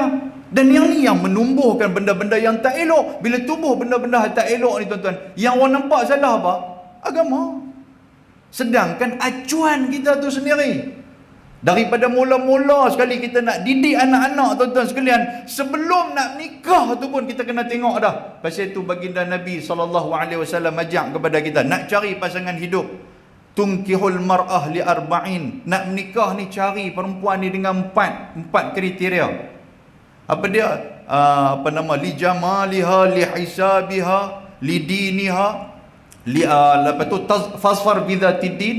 Nabi kata mula nak kena tengok rupa dia macam mana, comel dia ada. Nabi kata lepas tu tengok keturunan dia, tengok harta dia. Yang keempat tengok agama dia. Nabi kata fazfar bidhatid din. Kalau kamu tengok agama dia, taribat yadang. Hak tiga-tiga ni kamu dapat semua. Dapat kekayaan dia, dapat kebagusan keturunan dia, dapat kecantikan dia, dapat kat kamu. Yang ni nak kena tengok. Sebab tu tuan-tuan sekalian, ada sebuah hadis Nabi SAW. Ketika mana Sayyidina Umar Al-Khattab, dia dibawa kepada dia dengan seorang budak yang cukup ketegak. Pak dia bawa main, pak dia balon macam-macam lah dekat dia. Tapi anak ni duk ketegak juga. Pak dia bawa main kepada Sayyidina Umar. Umar ni tuan-tuan cukup garang. Yang kata Umar ni, yang kata Sayyidina Umar ni cukup garang. Dan dia mewarisi kegarangan Nabi Musa alaihi salam. Pasal tu ada riwayat kata apa? Umar ni sebiji macam Nabi Musa. Nabi Musa ni dia garang. Sebab itulah tuan-tuan sekalian, pernah tuan-tuan dengar dalam tafsir, Nabi Musa pernah penyepak orang Qibti, orang Mesir. Kan dia cakap banyak sangat, dia penyepak, mati tuan-tuan sekalian. Jadi benda tu diwariskan oleh Sayyidina Umar. Umar ni pula bila ada budak-budak ketegak, mak pak depa kata kami bawa ambil ke Umar, mau tak? Oh kata jangan bawa kami pergi ke Umar, kami takut. Takut lebih pada apa lagi? Sebab Umar ni garang tuan-tuan sekalian. Jadi satu hari ada satu pak dia bawa kepada Sayyidina Umar. Bila Umar kata tanya kepada anak dia, pasal apa hang ketegak? Pasal apa hang degil, hang tak dengar cakap pak hang, duk lawan cakap pak hang? Budak tu kata apa? Wahai Amirul Mukminin, sebelum Amirul Mukminin nak hukum saya, boleh tak saya nak tanya soalan? Saya lah ni, Amirul Mukminin kata, dan pak saya kata saya derhaka dekat dia. Lah saya nak tanya, ada tak ada pak derhaka kepada anak? Tuan-tuan pernah dengar tak pak derhaka kepada anak? Mesti tak pernah dengar. Kalau anak derhaka pada pak, selalu kita duk dengar. Tidak kita sekalian. Amirul Mukminin Sayyidina Umar berdengar-dengar, budak ni bukan budak-budak biasa ni, budak cerdik ni. Dia kata apa tuan-tuan sekalian? Dia kata dan ada Nabi SAW pernah sebut seorang bapa dia boleh derhaka kepada anak dia. Cara dia macam mana? Nombor satu tuan-tuan, dia tidak mencari ibu yang baik kepada anak dia. Maknanya sebelum nak nikah tu kena cari betul-betul isteri hak baik, pasal dia nak jadi mak kepada anak kita. Dialah nak bela tuan-tuan sekalian. Waktu dia nak endui tu, dia nak apa? Dia nak la ilaha illallah la. Anak pun tidur dalam keadaan mendengar lafzul jalalah. La ni dak tuan sekalian, dia duk endui-endui, tangan duk titung. Tu titung. Sopan dengan tik cicak bunyi pun. Kan? Duk dengar lagu pula Korea pula jelah tu. Tu yang anak pun keluar jadi Korea. Allah, nampaklah. Cari pasangan ni pasal apa? Kita fikir kemudian, bukan fikir untuk diri kita saja, bukan kita nak seronok diri kita saja. Memanglah untuk kita pun satu, untuk yang kedua untuk keluarga kita, untuk keturunan kita. Sebab Nabi kata arba'atun minas sa'adah, Nabi kata 4 kebahagiaan seorang manusia itu. Antara yang pertama al-mar'atu salihah, dia ada satu orang isteri yang baik. Isteri yang dengar kata dia, isteri yang boleh peringat dia. Inilah tuan-tuan sekalian bahagia kita. Tuan-tuan balik sekejap rumah, dah lah Ustaz Luqman ceramah sampai pukul berapa? Aku sikit punya lapang. Balik tom yam dah ada siap dah. Ni kita balik dia lagu duduk kesat mata dengan rambut. Kak Limah baru balik daripada mana? Tak bang mana? Balik masjid ke? Kata balik masjid. Hang masak apa? Masak apa? Saya baru mangkit tidur. Daripada asar tadi hang tidur baru jaga. Dia kata baru jaga. Jahanam kita. Tidak betul tuan sekalian. Kata Allah balik dia buat ceramah pula. Dah ustaz ceramah sudah. Dia buat cakap pandai depan kita pula. Tak sakit kepala kata sekalian. Lain kali kita boleh nak buah dapur begitu. Tu. Jadi Sayyidina kata apa? Nombor 1, kalau kita tak mau derhaka kepada anak kita, cari ibu yang baik untuk dia. Ada mak duk boleh hingang, ada mak duk boleh duk boleh merepek, duk boleh pesan, semayang lah apa duk hingang ni, kita duk dengar Allah senyumnya kita. Pasal apa? Alhamdulillah, walaupun aku tak ada di rumah nanti apa semua, ada bini aku, dia boleh tolong settle soal-soal agama. Mak nanti akan hingang, mak akan qiyau pada anak-anak. Hampa nak semayang bila ni? Tunggu apa lagi ni duk kalut. Mak duk hingang. Kita senyum ya tuan-tuan sekalian. Pasal apa? Pasal alhamdulillah isteri kita dah boleh urus dalam soal agama. Itu al-mar'atu salihah. Lega kita. Ni kita balik-balik rumah tengok anak duduk melengkang depan TV dengan mak-mak duduk melengkang. Tuan-tuan sekalian, dah pakat jadi ulang sawah batik dah depan TV pun. Mayanglah kah? Tak mayang apa? Amboi pak hang duk tanya semayang apa? Cuti ni kami ni. Cuti dekat 6 bulan. Tak naya tuan sekalian. Oh, jahanam. Kita pula tak tahu yang kata jenis orang perempuan ni dia cuti sebulan sekali je. Cuti no. Apa cuti lama kan? Dia kata takkan tak tahu kot. Kami orang perempuan, kami ni memang special, kami memang cuti lama. Ada cuti setahun pun ada. Setahun tak semayang. Tuan-tuan, nampak tak duk kena pembohong betul ya? Kita pun main bila ustaz duk buka bab haid lah apa semua, kita lagu duk lena pasal tak ambil tahu langsung. Betul tak? Kata tu bab haid orang perempuan lah, kita nak tahu buat apa. Dalam fiqh ada cerita. Boleh tak sekalian? Tak apa nak orang yang gua, aku apa ni? Baru pukul 9. Relax lah. Allah. Amboi. Yang ni lah baru kota Kuala Muda. Kan relax. Sebab dia duk kata nak relax pergi padang kota lah. Tak apalah malam ni kita relax di kota Kuala Muda. Baik. Allahu Akbar. Boleh faham tak sekalian lah? Mak pak lah yang akan mencorakkan anak-anak. Hidupkan rumah kita tuan-tuan sekalian dengan amal ibadat. Jangan jadikan rumah kita sebagai kubur. Pasal apa? Kita nak lahirkan remaja-remaja ni tuan-tuan sekalian, remaja yang berani, remaja yang ada dalam diri dia perasaan prihatin kepada Islam. Pi tang mana pun lepas ni tuan-tuan, budak-budak dia makin besar. Kan, mula duduk sekolah rendah tak apalah dengan kita. Bila pergi sekolah menengah tu kadang-kadang duduk asrama apa semua dah jauh pada kita dah. Tapi tak apalah, asrama dia ketat juga. Nanti bila dia dah di universiti apa semua tuan-tuan sekalian, yang ni lah pesanan-pesanan ayah dan mak dia ni. Kita dah pesan dekat dia, hang semayang, hang jangan duk buat benda tak elok, Quran jangan lupa baca. Ini pesanan-pesanan ni untuk nak bagi kepada dia motivasi untuk terus dia jadi antara dia syabun nasya'a fi ibadatillah, pemuda yang hidup dalam keadaan beribadat kepada Allah. Yang betul kita nak buat apa tuan sekalian? Bertakwa kepada Allah, tawakal kepada Allah. Cukuplah yang tu je. Ni anak kita tuan-tuan sekalian, dia nak pi, kata mak cik nak pi Central Square kan? Central Square kan Sungai Petani kan? Elok pi jalan elok kita abang. Tiba-tiba anak kita pula nak pi mengaji tahfiz, menangis sampai tak mau. Menangis, sebab menangis tu lah, pergi mengaji tak tahu lagi nak makan apa di sana, nak teringat. Yang pergi Central Square tu tak menangis pun. Siap pesan lagi, jangan lupa beli kat mak takoyaki. Takoyaki, tuan-tuan tahu takoyaki? Tuan-tuan tak tahu ni takoyaki ni, tuan-tuan tahu kaki ayam ya? Mana ada lah kaki ayam zaman bila tu. Takoyaki, tuan-tuan sekalian, jangan lupa beli hak besar ni kata Central Square takoyaki besar muka. Kan? Oh syok tuan sekalian, anak kita pergi mengaji agama teriak. Lepas tu duk abang, jom abang kita pergi tengok anak kita tu mengaji, tu makan apa di sana. Suami kita pun tak apa mengaji tahfiz, tak apa mengaji agama bagus, tak ada masalah. Kita duk hingut supaya nak kena pergi. Ni tuan sekalian, Allahu Akbar. Tawakal kepada Allah, berdoa kepada Allah. Kita dah buat dah. Kita dah jalanlah tanggungjawab kita selaku mak ayah, berdoa kepada Allah pasal anak kita pergi mengaji agama. Korang-korang dia balik nanti, dia boleh jadi orang yang hidup dalam masyarakat, dia boleh jadi pemimpin dalam masyarakat, dia boleh jadi imam yang adil dalam masyarakat. Yang itulah doa kita. Tuan-tuan, Asma binti Abu Bakar. Tuan-tuan kenal Asma binti Abu Bakar? Tak apa nak kenal ni Asma binti Abu Bakar. Siapa dia ni? Dia ni tuan-tuan sekalian adik kepada Sayyidatina Aisyah radhiyallahu taala anha. Dia ada anak yang bernama Zubair ibnu Awam, anak dia. Abdullah ibnu Zubair, Abdullah ibnu Zubair. Suami dia Zubair ibnu Awam. Abdullah ibnu Zubair, tuan-tuan, macam mana Asma dia didik anak dia. Ketika mana dalam peperangan dengan Hajjaj Yusuf As-Saqafi, yang ni pemimpin Islam yang zalim. Dia orang Islam tapi dia pemimpin yang cukup zalim. Dia bunuh pergi habis, tuan-tuan sekalian, sahabat-sahabat Nabi ni, Hajjaj Yusuf As-Saqafi ni.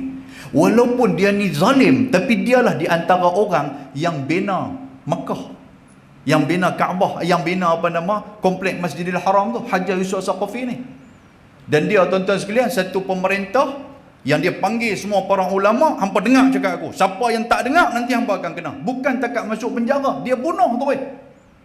Antara yang kena bunuh, tuan-tuan sekalian, antara dia, kalau tak silap saya, Abdullah ibnu Umar, kalau tak silap saya, kena bunuh Hajjaj Yusuf As-Saqafi. Bunuh tu macam mana?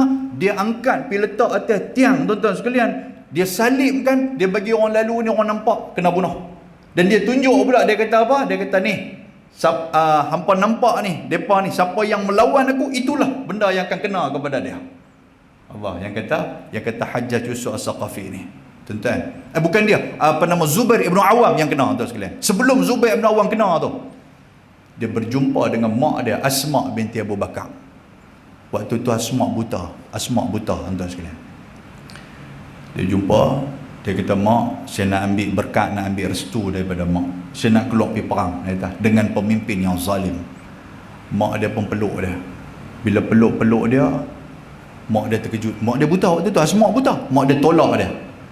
Zubair, Abdullah ibnu Zubair. Abdullah, apa yang hang buat ni? Dia kata, mak, saya buat apa? Ni yang hang pakai baju besi ni pasal apa? Tuan-tuan, pakai baju besi. Hang pakai baju besi seolah-olah hang takut untuk menemui syahid di sisi Allah Ta'ala. Ya Allah. Abdullah ibnu Zubair bila dengar mak dia kata macam, dia dandan buka baju besi tu sekarang. Sedangkan baju besi ni untuk apa? Untuk defend, untuk mempertahankan diri kita. Tapi mak dia bagi semangat. Mak dia kata apa? Ni kalau hang nak berjuang, nak jihad, nak syahid di jalan Allah Ta'ala, kalau hang pakai macam ni, nampak sangat kata hang takut nak mati di jalan Allah. Tu mak bagi semangat tu. Macam tu juga kita, kalau anak nak pergi mengaji, mak cik nak pergi mengaji, pergi mengaji. Mak tapi cik takut ustaz garang apa semua. Tak apa ustaz tu ni nak ajak kita bagi hang cerdik apa semua. Mak bagi semangat macam tu. Bukan mak dengar kata ustaz garang. Ustaz mana hang bagi mak telefon kat mak? Amboi. Nampak tak? Ni pun nak bagi pak hang. Pak waktu tu duk mimisai waktu tu. Pak ni pun kira raja ikan juga lah. Kan? Nampak tak? Jadi tuan-tuan sekalian, bila Abdullah ibnu Zubair, dia dengar mak dia kata macam tu, dia terus buang, tuan-tuan, baju besi dia, dan dia keluar kepada peperangan. Dia menentang pemimpin yang zalim di saat itu. Ditakdirkan dia meninggal, tuan-tuan sekalian. Bila dia meninggal, dia diangkat mayat dia dan disalibkan di atas tiang. Tunjuk kepada semua orang, siapa yang lawan pemimpin Hajjaj Yusuf As-Saqafi, yang ni nanti apa akan kena. Tiba-tiba tuan-tuan sekalian, Hajjaj turun mai jumpa mak Abdullah ibnu Zubair. Mai jumpa, wahai Asma, hang tak mau lagi kah berbaiat pada aku? Hang tak mau sokong aku kah? Hang tengok macam mana aku telah menjahanamkan anak hang, aku dah bunuh anak hang, hang nak lawan aku kah? Dia sudah pi gempak mak Abdullah ibnu Zubair. Tuan-tuan tahu Asma binti Abu Bakar dia kata apa? Dia kata, wahai Hajjaj, dia kata, hang telah menjahanamkan dunia anak aku, tetapi ketahuilah anak aku akan menjahanamkan akhirat hang. Allahu Akbar. Tuan-tuan faham tak? Lagu dongang. Dia kata apa? Memang hang telah menjahanamkan dunia anak aku. Tak apa, atas dunia hang boleh buat macam-macam apa yang hang nak buat. Hang ada kuasa, hang ada tentera, hang boleh zalim orang, hang boleh seksa orang, hang boleh seksa anak aku, hang boleh bunuh anak aku. Maknanya dunia anak aku tu hang boleh bagi jahanam. Tapi ketahuilah, akhirat hang akan dijahanamkan oleh anak aku. Akhirat nanti anak aku akan tebuih di hadapan Allah Subhanahu wa taala. Tuan-tuan, ini Asma binti Abu Bakar. Dia bagi anak dia pi berjihad, dia bagi sokongan kepada anak dia. Walaupun anak dia meninggal syahid pun tuan-tuan, gembira dia anak dia meninggal syahid. Allahu akbar. Bila dengar seorang mak yang ada semangat macam ni tuan-tuan, anak-anak tak semangat kan nak mai ke masjid. Gerak anak pagi subuh gerak pi masjid. Mak cerita apa nak apa ni? Takut apa? Habang ke hantu ni, mak lagi hantu daripada hantu. Habang aku tu. Anak pun kayuh tuan-tuan sekalian, keluar rantai, naik balik rantai atas prewen tu. Prewen tu kan, prewen. Tak pernah duk keluar ayat tu. Depa ni mana tahu prewen ke apa ni. Allah. Dah nampak tak? Semangat mak punya pasal. Ni gerak anak makin subuh. Tak lah Pak. Tak apa lena Pak tak gerak dah. Budak lagi Pak oi. Budak apa umur 30 dah. Ya Allah. Muslimin dan muslimat yang dirahmati Allah. Baru 2, ada lagi 5. Kau apa dah? 9 cukup dah. Sagi pukul 12 baru kita balik. Boleh? Hak mana tak boleh balik, sagi telefon siap-siap. Sagi hang heret aku dengan kereta suruh. Aku tak boleh jalan dah sagi ni. Baik, seterusnya tuan-tuan sekalian. Yang ketiga, golongan mana? Rajulun qalbuhu mu'allaqun fil masajid. Orang muda juga. Remaja juga, pemuda juga. Siapa yang akan mendapat naungan daripada Allah? Iaitulah pemuda ataupun orang yang hati dia itu terikat dengan masjid. Ni akan mendapat naungan arasy Allah Ta'ala. Apa maksud hati terikat dengan masjid? Dia mai ke masjid tuan-tuan sekalian. Mai ni bukan menggunakan mata lalat, tapi mai menggunakan mata lebah. Apa maksud dia ustaz kata ni, kami tak faham ni. Kalau mai guna mata lalat, dia akan tengok apa yang tak kena di masjid, dia kira nak tembak ya. Lah ni kan Facebook macam-macam tu ada.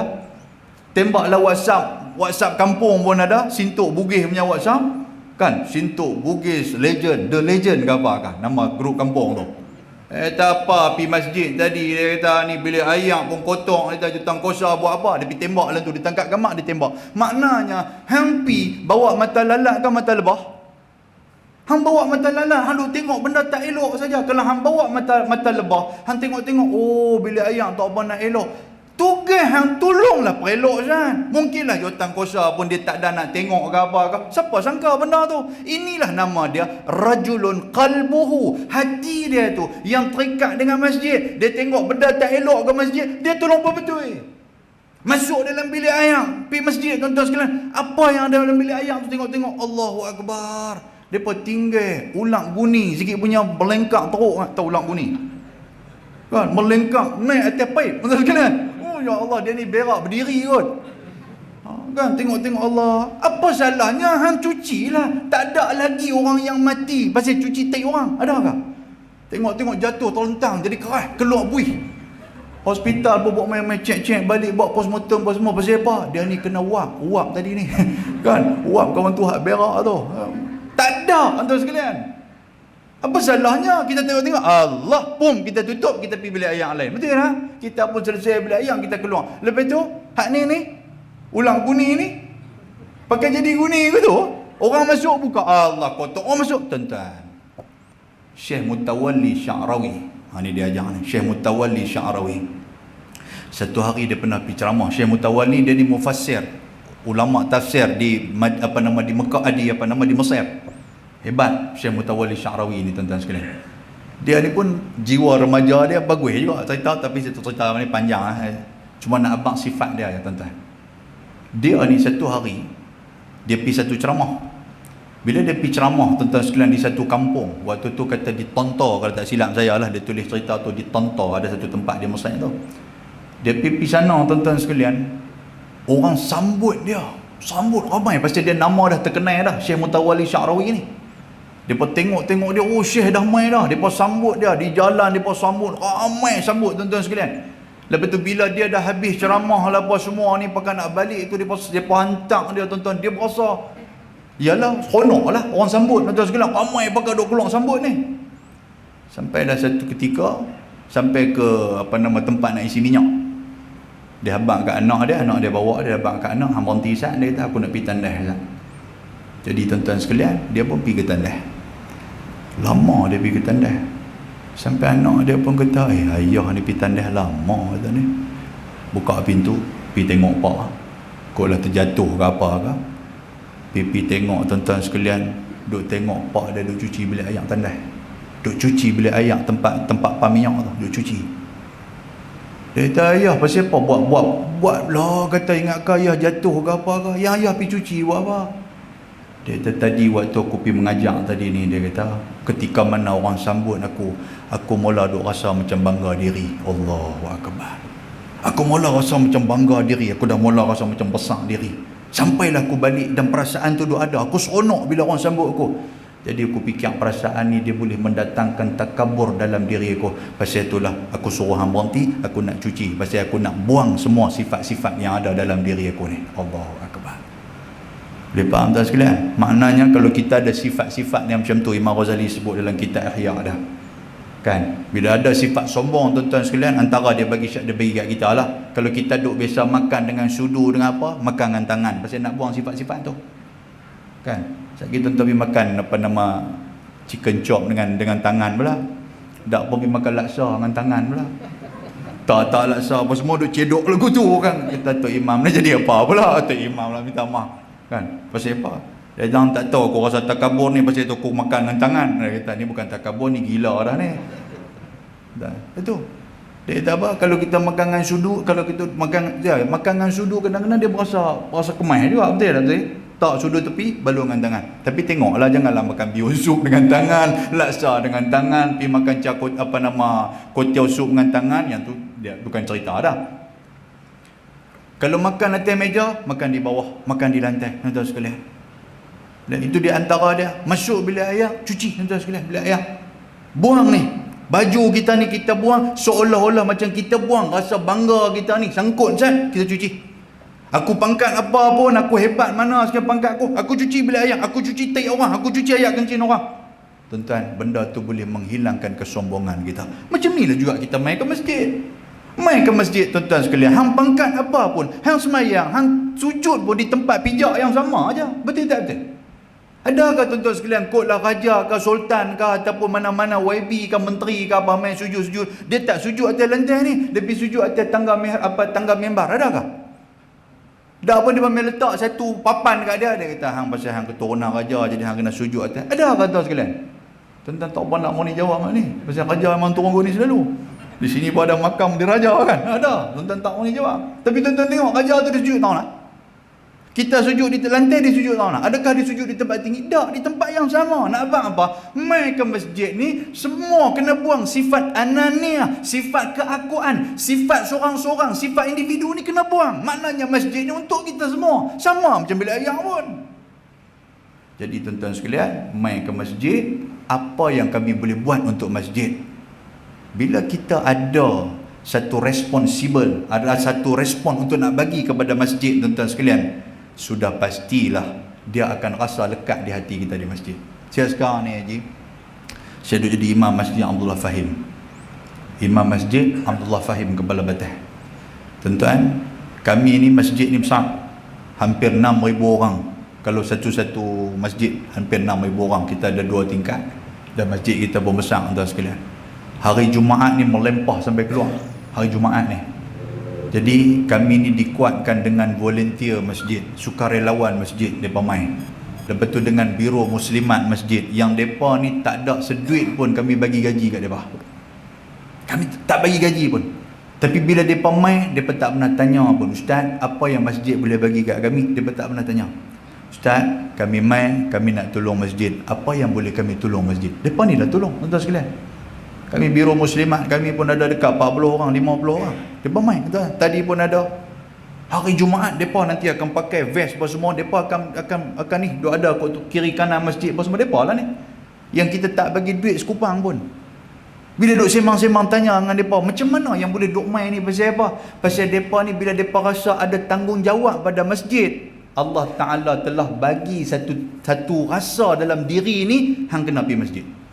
Kalau hang tak pergi masjid, hang duduk di rumah, hang akan rasa bersalah. Masjid lagu mana? Atau orang semayang Jumaat. Tapi kita rasa tak syok. Aku tak pergi ni jadi apa? Dia jadi macam tu. Yang ni lah tuan-tuan sekalian. Kalau ada sifat macam tu dalam diri tuan-tuan, Allahu Akbar. Maknanya, Arash Allah Ta'ala, naungan Allah Ta'ala akan menjadi milik kita. Jangan ada dalam diri kita, tapi masjid ke Haji? Biar pergi ya. Tapi masjid pun dia pas semayang sobat tu ya. Jadi begitu tak mau. Biar Allah aku tak pergi ni. Takut jadi apa-apa kat masjid. Dia rasa macam tu. Walaupun kita main ke masjid ni tuan-tuan sekalian, bukan ada apa pun. Betul tak? Tapi sekurang-kurangnya ada perasaan yang macam tu.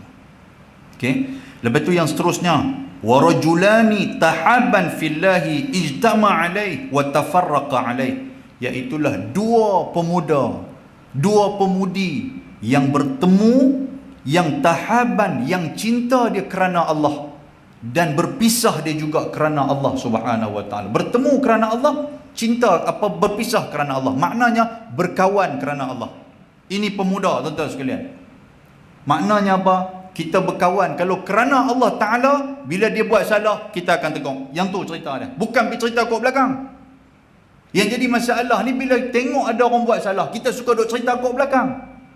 Kita tak habang kat dia berdepan. Apa salahnya kita tegur dia? Buat macam mana perangai orang Arab, tuan-tuan sekalian. Orang Arab kalau benda dia tak nampak depan mata, benda yang dia nampak depan mata dia tak betul, dia akan tegur direct terus. Ni kata orang Arab. Pasal tu depa tak ada perasaan dendam kesumat, depa dah buang lama dah.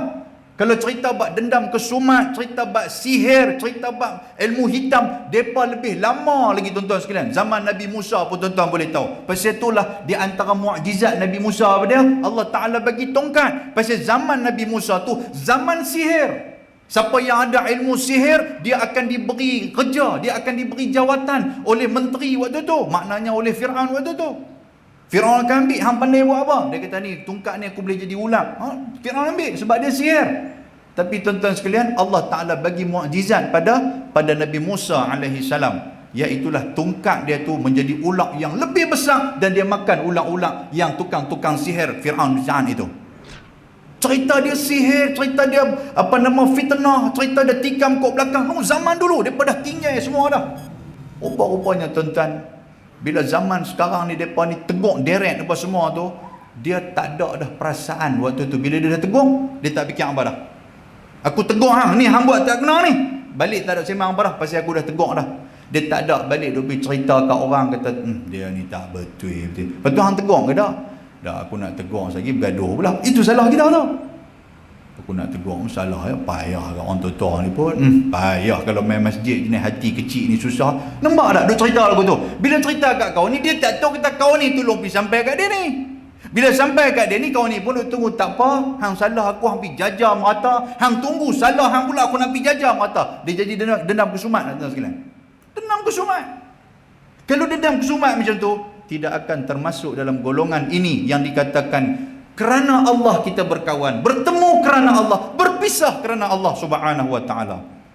Pasal itu kalau kita nak bertemu dan berpisah kerana Allah, berkawan kerana Allah, inni akhukum fillah, aku ni saudara hang dalam Islam. Maknanya apa tuan-tuan? Kalau dia buat salah, kita boleh tegur. Ni aku nak tegur sikit ni, tadi hang semayang tadi tak apa nak kena. Buat pasal apa? Kita duk menghadap tala kat kiblat, yang hang pi tala kat belakang pasal apa? Oh ya ke? Saya kira buat kali pula Allah nak tegur aku pula, hang ni boleh main ke masjid, aku yang ajak hang main, hang tahu dah. Kalau aku tak ajak hang tak nak main, betul duk tegur aku pula semayang pi kali kok nu apa semua. Tuan-tuan, yang tu biar pi kat dia. Yang penting kita dah tegur. Selesai dah beda kita. Boleh tuan sekalian macam tu. Tuan-tuan tak apa nak berani angguk pasal apa 9.30 dah. Kan?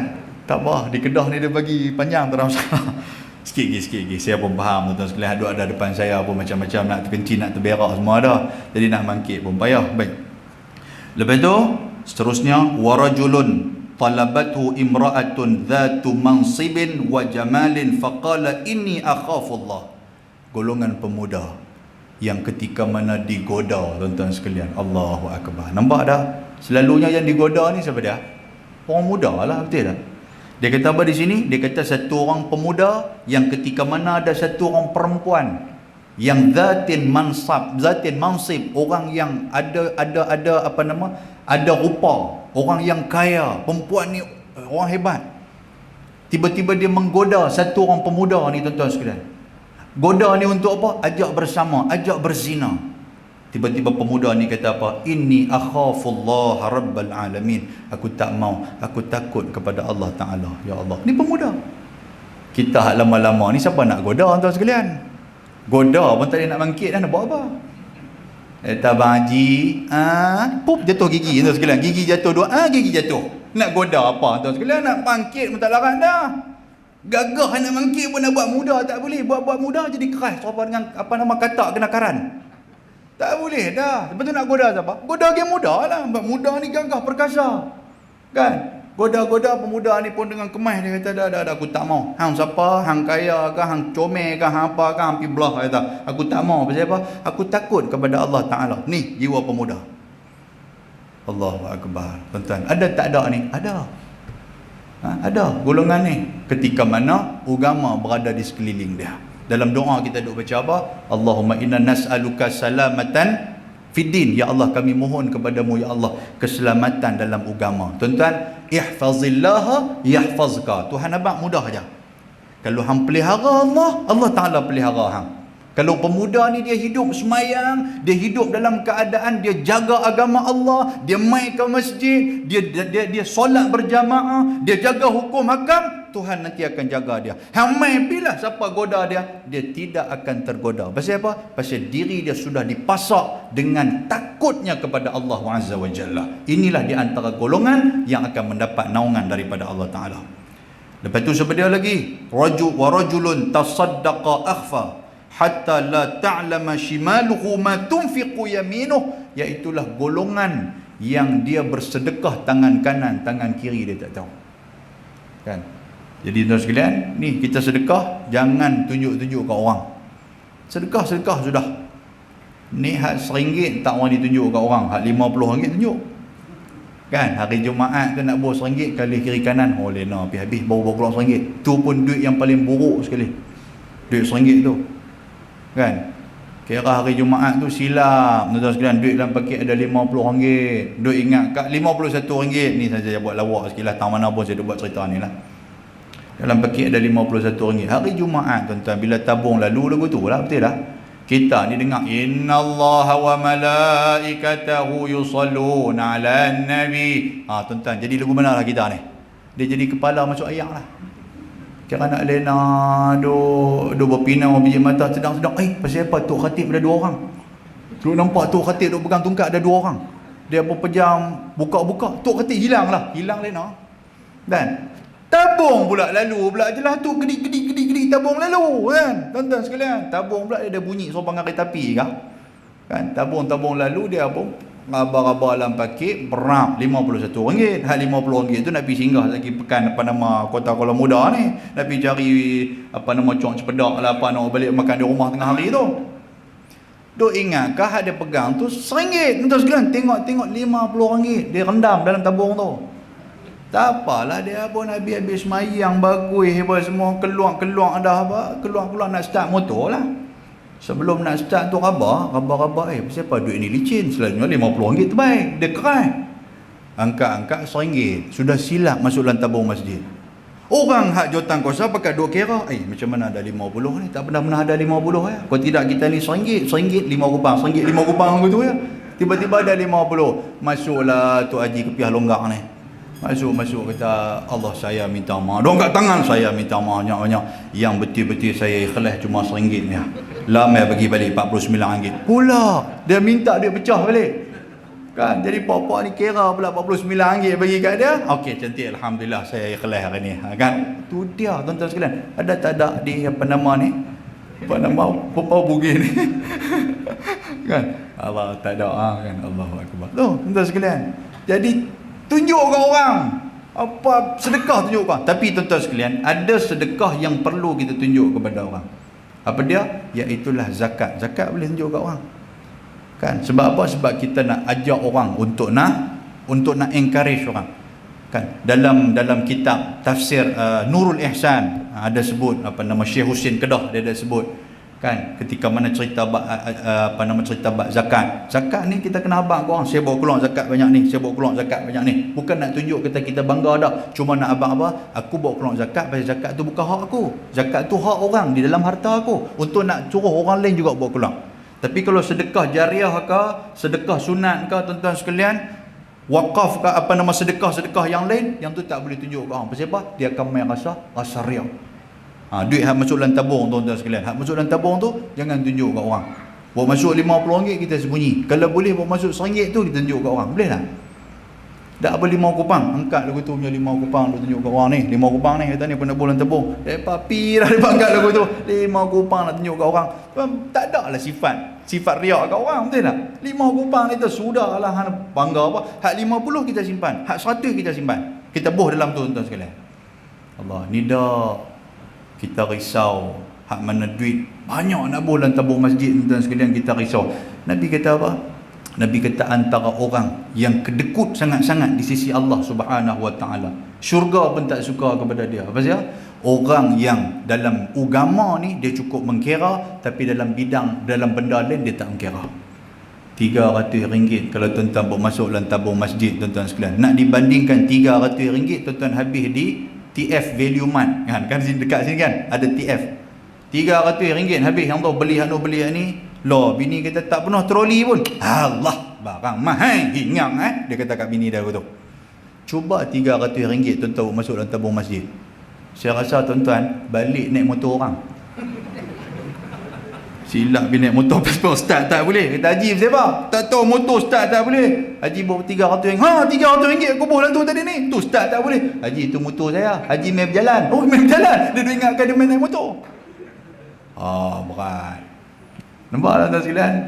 Siapa buh 300 tuan-tuan tengoklah. Demam kora, demam covid, kena kuarantin tuan-tuan sekalian. Pasal apa ni kena covid ni? Pasal 300 terbang masuk dalam tabung masjid.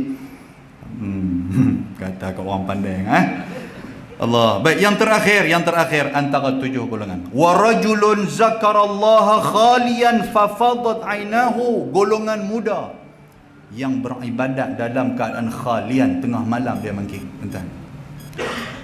Tuan-tuan, orang berumur mangkit tengah malam nak dibandingkan dengan orang muda mangkit tengah malam, yang mana lebih baik? Orang muda mangkit tengah malam. Pasal apa? Pasal orang muda mangkit tengah malam tu memanglah dia mangkit tu untuk beribadat kepada Allah. Kalau orang tua mangkit tengah malam, memanglah pasal dia mangkit, dia tu jenis besiang. Tiap jam kena mangkit. Tidur tak jerap. Betul tak betul? Sat-sat pukul 2 mangkit, sat-sat pukul 3 mangkit. Jadi kalau dia beribadat kepada Allah, Allah Ta'ala suka bukan tak suka. Tapi Tuhan lebih suka kalau orang muda. Pasal orang muda ni tuan-tuan, dia boleh lena, asang esok boleh mangkit.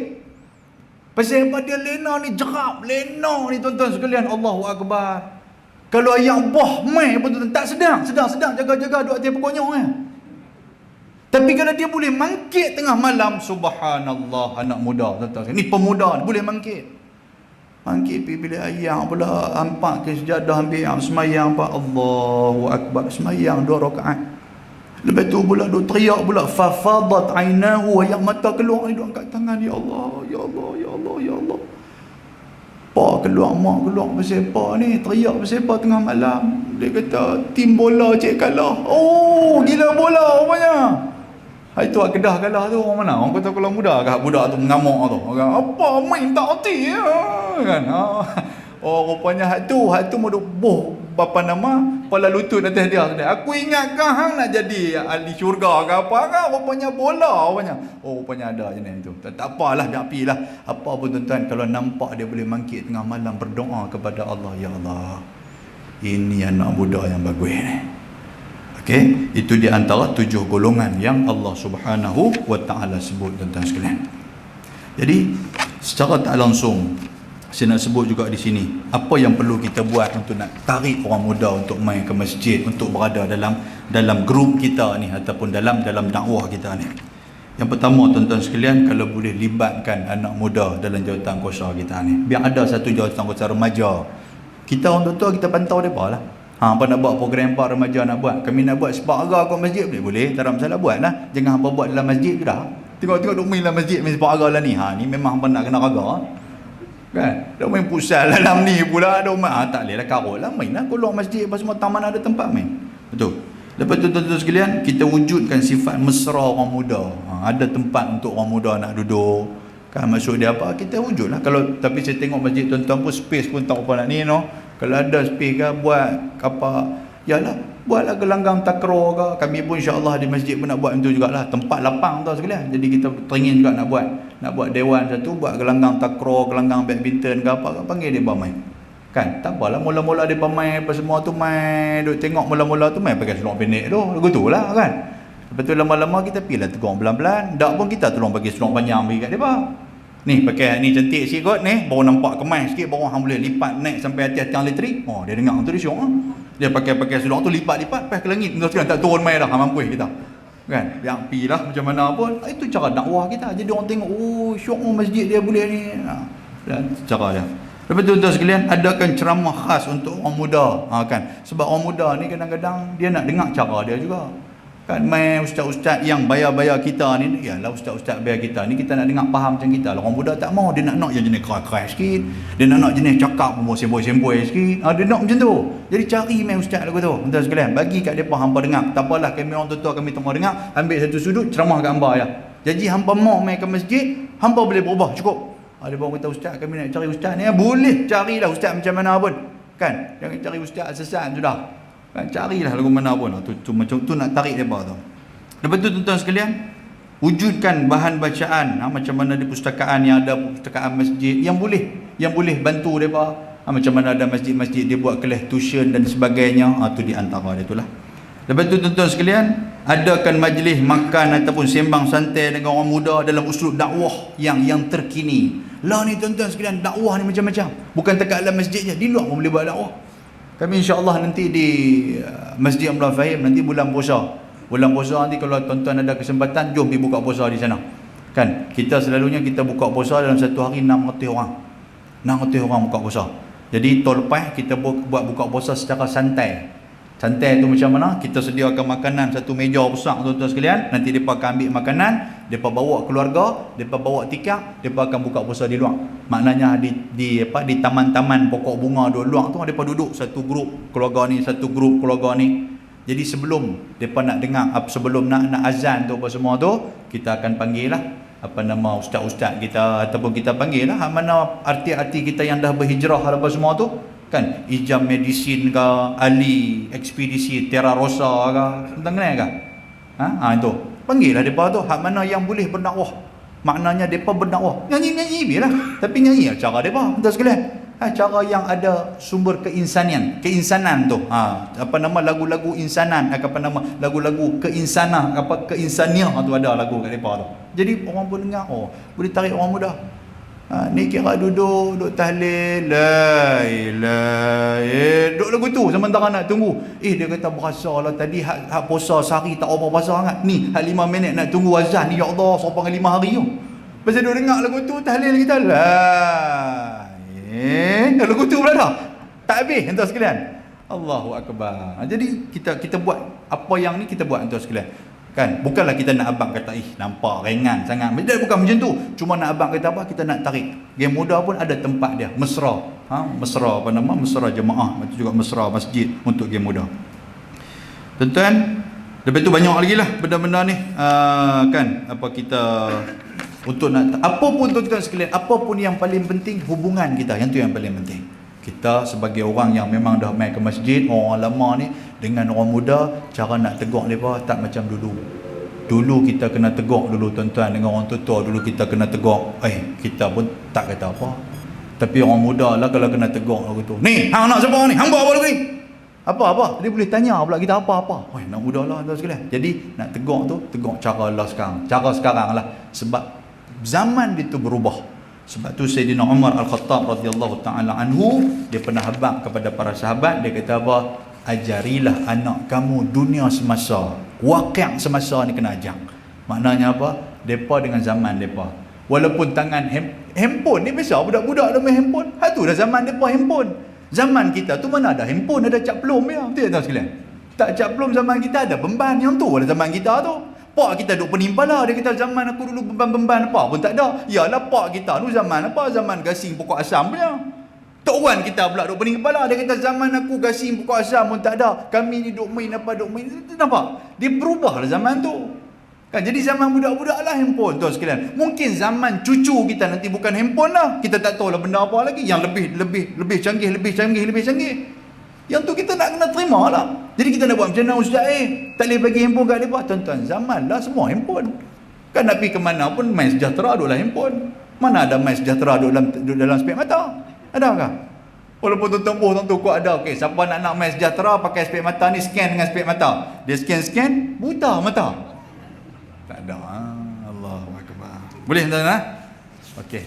Secara kesimpulan dia tuan-tuan, Nabi SAW dengan golongan muda ni Nabi cukup seronok. Pasal itulah hadis riwayat Imam At-Tirmizi, ketika mana Nabi baru balik daripada musafir, nak masuk ke gerbang Madinah, budak-budak nanti akan tunggu Nabi SAW.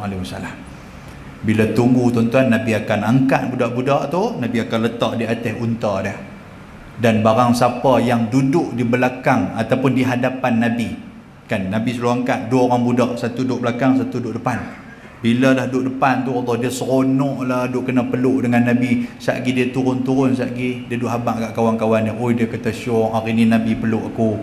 Lepas tu kawan dia kata, aku pun syok ke, aku peluk Nabi. Alah, hang Nabi, hang peluk Nabi, aku Nabi peluk. Oh, dia syok macam tu, tuan sekalian. Kita nak jiwa anak muda tu macam tu. Dia keluar-keluar, dia kata, Allah seronok lah. Pasal apa? Tadi Tok Siak main peluk aku. Oh ya ke? Aku Tok Siak aku tadi dia terajang aku. Dia tahu tu kan? Contoh lah. Jadi budak-budak dia syok. Allah syok tuan sekalian untuk nak main ke masjid. Jadi bagilah kepercayaan kepada mereka. Okey, dekat tu lah di mana, no? Insya-Allah tuan-tuan sekalian. Tuan-tuan nak sambung lagi mungkin dalam 38 tahun saya main lagi pula. Insya-Allah kan kita main. Mudah-mudahan Allah Taala merahmati kita. Minta maaf tuan, 9.45 dekat pukul 10 kan, minta maaf lah. Saya mungkin insya-Allah nanti kita akan ada waktu yang lain, ada lapang masa kita main lagi insya-Allah. Dia yang lajak ni pasal apa tuan sekalian? Pasal tuan-tuan bagi respon bagus. Dan hak ni lah saya teringat kata-kata Tok Guru Nik Abdul Aziz Nikmat, almarhum Tok Guru Nik Abdul Aziz. Dia kata orang yang bagi ilmu ni memanglah satu, dia kata bagi ilmu. Tetapi orang yang menerima ilmu tu, kalau dia terima dengan hati yang terbuka dan dia akan bagi respon yang baik tuan-tuan sekalian, maka terjadilah ilmu tu sampai. Tu macam tu. Kalau saya duk ceramah tadi, tuan-tuan dia buat muka keras, sopan dengan korabau ya. Tahu korabau? Korabau ni korah hidup 150 tahun tu. Kira dia keluar tu memang legend punya korah. Tuan sekalian, korah-korah hak lain pun semua pakai angkat topi dia. Sebab ni tok ayah besar keluar. Kan? Kalau saya duk ceramah, tuan-tuan dia buat muka korah, kata dia buat kunyah, tik gigi, hak mana ada tu keluar dia kunyah nyap gitu kunyah. Saya pun nanya, berasa 2 jam Allah aku ceramah ni pun 2 jam, berasa serobangan 24 jam ni. Bila nak habis ni kira nak baca bagi perhabis lah. Tapi alhamdulillah sahabat apa tu tuan-tuan dengar, ya Allah boleh terima dengan hati yang terbuka. Tuan-tuan angguk lah buat semua ni. Angguk ni saja nak pergi berhenti ke apakah? Kan tu kena tanya ya lah, angguk apa semua ya Allah. Senyum lah saya bagi. Faham ke tuan-tuan? Angguk faham. Ni tanya faham ke tak? Dia buat kerin aku dah. Tak faham ke? Dia buat kerin aku tu. Nah, saya biasa kena sekali lagi. Ni nak perhabis dah. Ada juga nak perhabis pun. Di Surau Hospital GH Pulau Pinang, bulan puasa saya kena tuan sekalian. Saya lepas pada tu saya berasa terapi dah. Bulan puasa ceramah Zuhur, kuliah Zuhur. Tuan-tuan, bulan puasa kuliah Zuhur orang buat apa? Lena bukan ada apa. Tidak. Kita duk balon seorang-seorang Lailatul Qadar, duk abang-abang depan buat kerin, ada hak lena apa kaki terangkat atas kepala kawan lah apa semua duk ada depan tu. Tapi yang kata depa pengurusan surau hospital GH Pulau Pinang ni tuan, depa cerdik. Depa letak ni, lepas ni ada dekat 20 orang, 30 orang. Semua pakai baju putih tuan sekalian, kolor merah. Duduk depan ni. Saya tengok, ramai depan ni. Kita pun ceramah. Faham ke? Dia buat kering. Boleh ke berhenti? Dia buat kering. Tuan-tuan, habis-habis saya tanya, siapa dia depa ramai-ramai? Oh, depa ni cleaner kami, Ustaz Bangla kata. Ustaz ceramah depa memang tak faham apa pun, tapi depa tak lena. Pandai bapak ni kenal saya.